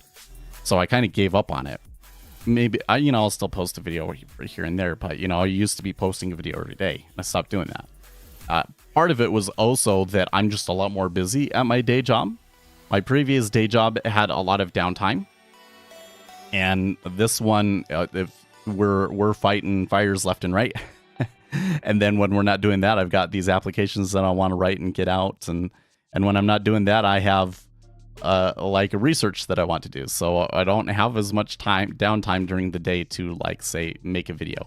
On top of that, you know, during a time period when the kids are not, like, screaming and yelling, because the toddlers,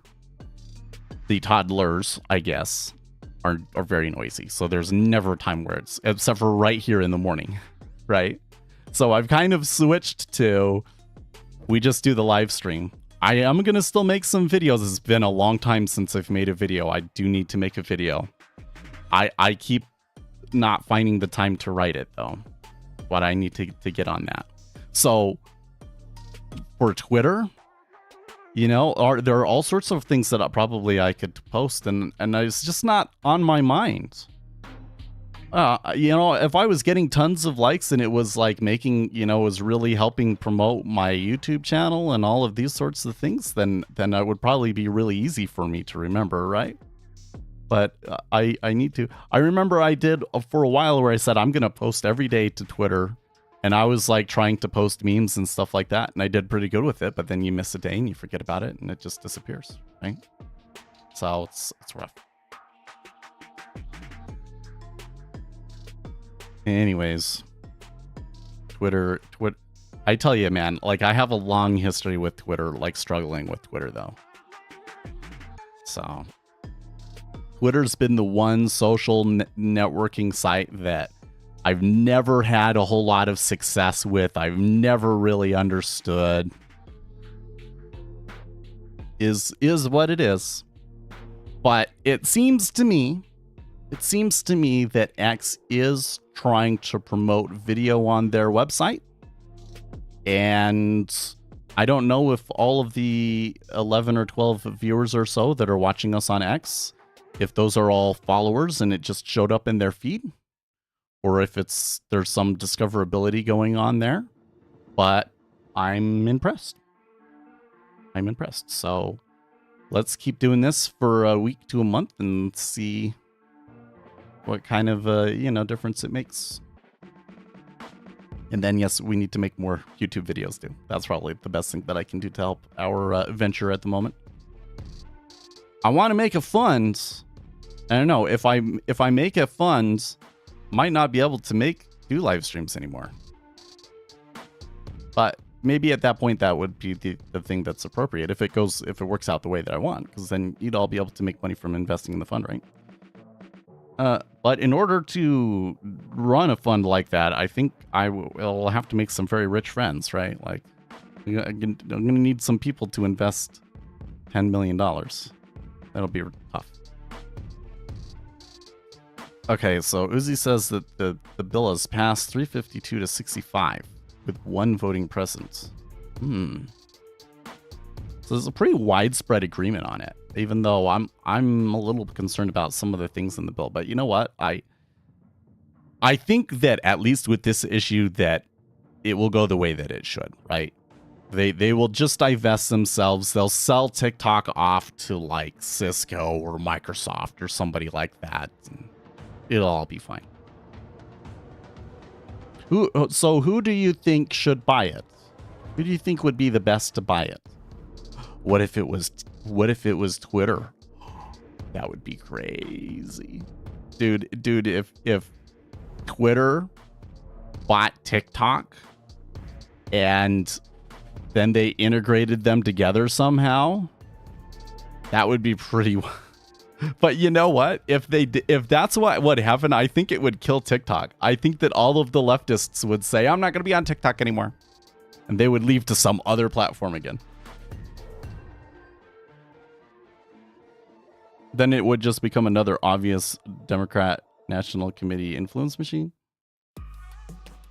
I mean, you gotta, so go back and look at the stuff relating to that and X, right? Because when you really look at it, what it comes down to is that the left is abusing their power. That's really what's going on, is people, everyday people, at jobs are saying, oh, I can use my job to influence politics. And they don't seem to have any moral qualms whatsoever about doing it. And that's how that's going into. So you're going to have that problem with every social media company. Because the reality of it is that conservatives are not taking those jobs. That's why you get that outcome. Okay? If a bunch of you want to go and be moderators for TikTok and do that as your job, or, become developers and work in tech and work in those companies, then we could make a change. But like the left is really kind of wielding a cudgel here. Like who is with Google? Google's another great example, right? Because Google tries to put themselves out as like a neutral arbitrator here, but at this point, it's pretty obvious that Google was just as biased as Twitter was, if not more so at this point. And seeing the way that their AI was trained and everything is just like really eye-opening, right? Well, who has gotten fired at Google? I'll tell you who has been fired at Google. People that had concerns about ethics with AI, because they hired a bunch of people to write this stuff about AI ethics, and then Google didn't like what they wrote because it was actually ethical, and so they fired them. Okay, people trying to push for unions, those people got fired. And what was his name? Draymond? The guy that basically said, well, the reason why we don't get as many female candidates is because women aren't as interested in that. And so they fired him, right? Those are the only people that have been fired, right? So it runs this thing. Not very many conservative people are going into those companies. And because there's so few of them, the few that are there and that unmask themselves get kicked out. It's a real problem. It's a real problem. And only conservatives can solve that problem. Because basically, the only way that you change that is you have conservatives going into those jobs and making it equal again. Otherwise, I think that all social media is likely to have that left-leaning bias of sorts. Except for Twitter because of Elon Musk.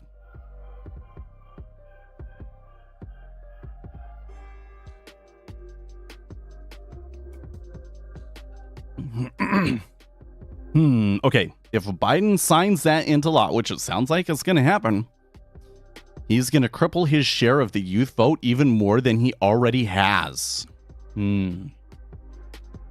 I think you're probably right. Yeah. That is an interesting thing to consider. Because right now, it seems that in order for Democrats to win, because the last two elections where they've done well, it was because the youth vote was showing out for them. It was also because women were showing up for them. But we're getting a lot of polling information suggesting that stuff is shifting. Oh my gosh, there was a story on Zero Hedge, I think 2 days ago, talking about some of these demographic changes. Or let's say changes in voting patterns of different demographics. So people have starting to dig into this a little bit more, because the whole thing has been like Donald Trump is doing better among minorities than he did last time, and how is that possible? Well, they found that the strongest predictor they found, rather, for somebody kind of like shifting, like a black person voting Republican, is how many of their friends are black. So if they live in a pretty homogenous community, like a black neighborhood, and everybody that they know is black, then they're extremely likely to vote Democrat. But if they live in a suburb or a more mixed city where, half or the majority of their friends are white, then they are more likely to like break from the pack. So essentially, what I think that they're kind of picking up on is that the Democrat Party relies very much on kind of utilizing group peer pressure to get people to vote in a certain way, right? So they're like, we're this minority and this is the party that our minority votes for. And you're not a good member of our minority if you don't vote for the Democrats. And people will kind of wield that against you.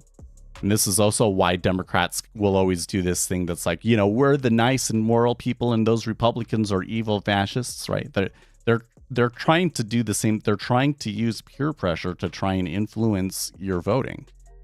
And the more variety that you have around you, the weaker those influences are. And so then it kind of turns out that when you don't have that social pressure, that people are far less likely to vote Democrat. They're picking up on that. Isn't that so very, very interesting? And I think that that's happening with the kids too. It seems like that a lot of kids are kind of trying to push this peer pressure thing that you need to vote Democrat too. But it kind of seems like people are over it, Like, I think a lot of it is that people just don't care how it turns out anymore. But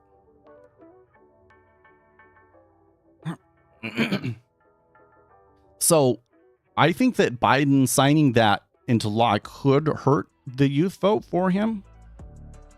But I don't know if it's a super major factor because I think that he's already been significantly harmed amongst that demographic, right? Like, I kind of feel like that the damage has already been done anyways. This is just like the final nail in the coffin, right?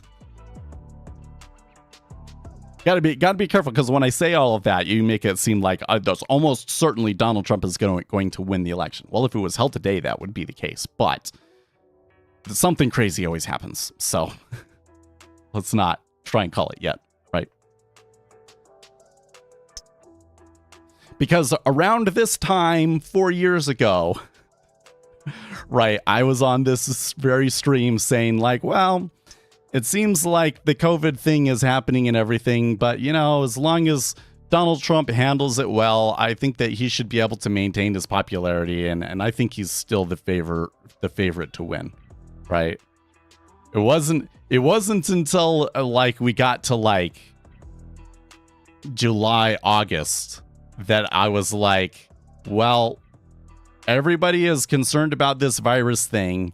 They want Donald Trump to speak to their nervousness. And all Donald Trump cares about is getting the economy going again, because we need to have a strong economy going into the election. And I think that's what killed it for him. So wasn't until, but I did kind of come around to that he wasn't going to win probably earlier than most Republicans. So I don't know. But I'm just saying a lot can happen in the next 6 months. Yeah. Yeah.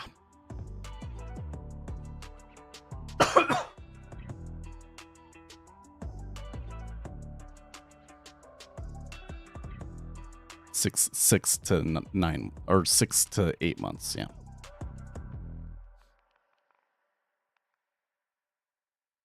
Well, funny enough, I did not see a whole lot. Well, okay, I did see Fox Business House passes bill that could see TikTok banned in the U.S. So another weird thing, I did see some content on TikTok, and TikTok even sent out a notification that was like, write to your Congress to not ban us and stuff. But not nearly as much panic as last time. Kind of looks like it's gonna happen, and it's just this is a little weird how suddenly, but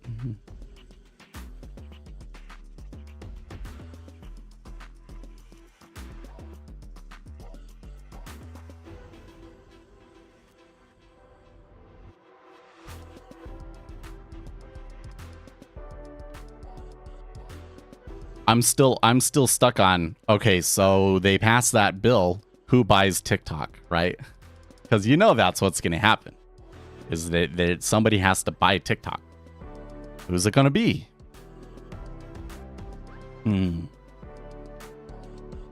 I think that the party that should or could be most interested in buying it would be Microsoft. Microsoft doesn't really have a strong video platform.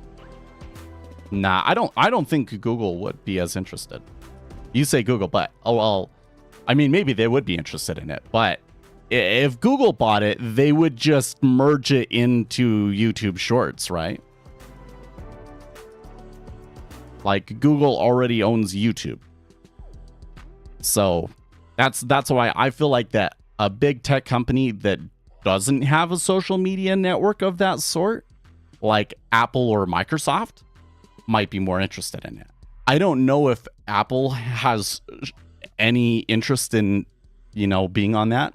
But remember that last time around when we were doing this thing, Microsoft was interested, right? Like, they were negotiating with Microsoft, and then like the talks broke down, and so then they started talking with Cisco, and then I don't remember how that one died, but all everyone's shorts content is just recycled TikToks anyway. There really is. I mean, that's what mine are. I make a TikTok. Although, you know what? So here's the thing. And I wonder if TikTok did this specifically to mess with YouTube. Because it used to be a TikTok had to be 1 minute, right? But then they extended it and it can be 3 minutes. And now you can get like full-on videos. And TikTok is specifically promoting the videos that are more than a minute long. So it's actually like the best thing right now is to make a video that's like a minute, 10 seconds or something like that, right? But on YouTube Shorts, they can still only be a minute. So if I go and I make a video and it's a little bit longer for TikTok, then I can't post that one on YouTube Shorts. And so with some of the more recent videos that I've done, that's what I did, is I just posted it on TikTok and I wasn't able to put it on YouTube Shorts.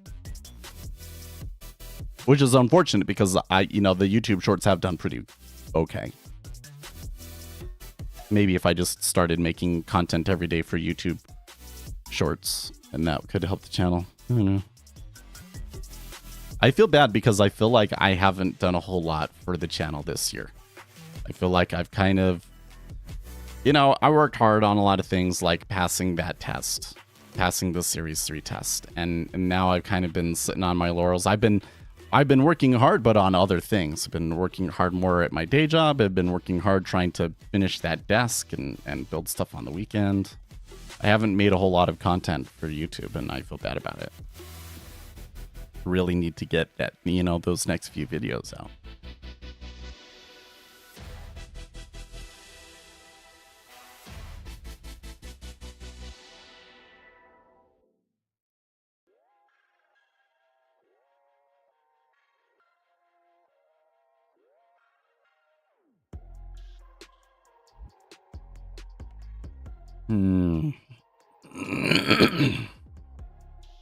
So let's go to r/technology and see if they've got a new story on this.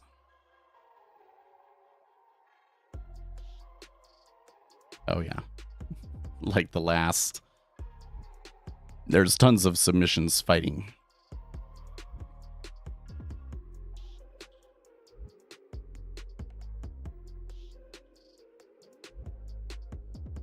And the best one has only has 6.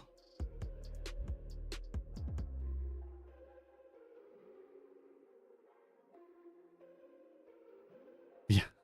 The top comment, pass legislation that meaningfully protects citizens' online privacy? No. Ban the app that does the same thing American apps do, but since it's Chinese and popular, now it's bad? Check. I never use TikTok. I don't personally mind this, but it leaves a bad taste in my mouth. This is going to set a poor precedent. Yeah, I think it is, actually. Probably right. I don't think that China is going to take to it too kindly. they're basically going to say that we stole the app.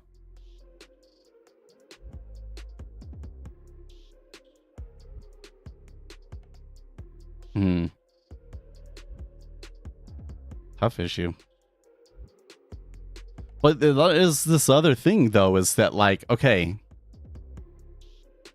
if China can collect information about us and influence us through an app like that, right? Why do we allow apps that can do that in the first place? But, like, if this app is collecting metrics and information about us, like, it should be limited, and that the law should limit what it can collect about us if that's such a danger. Except for that, it would also have to protect it from it being collected by our own government, right? Well, therein lies the rub, obviously.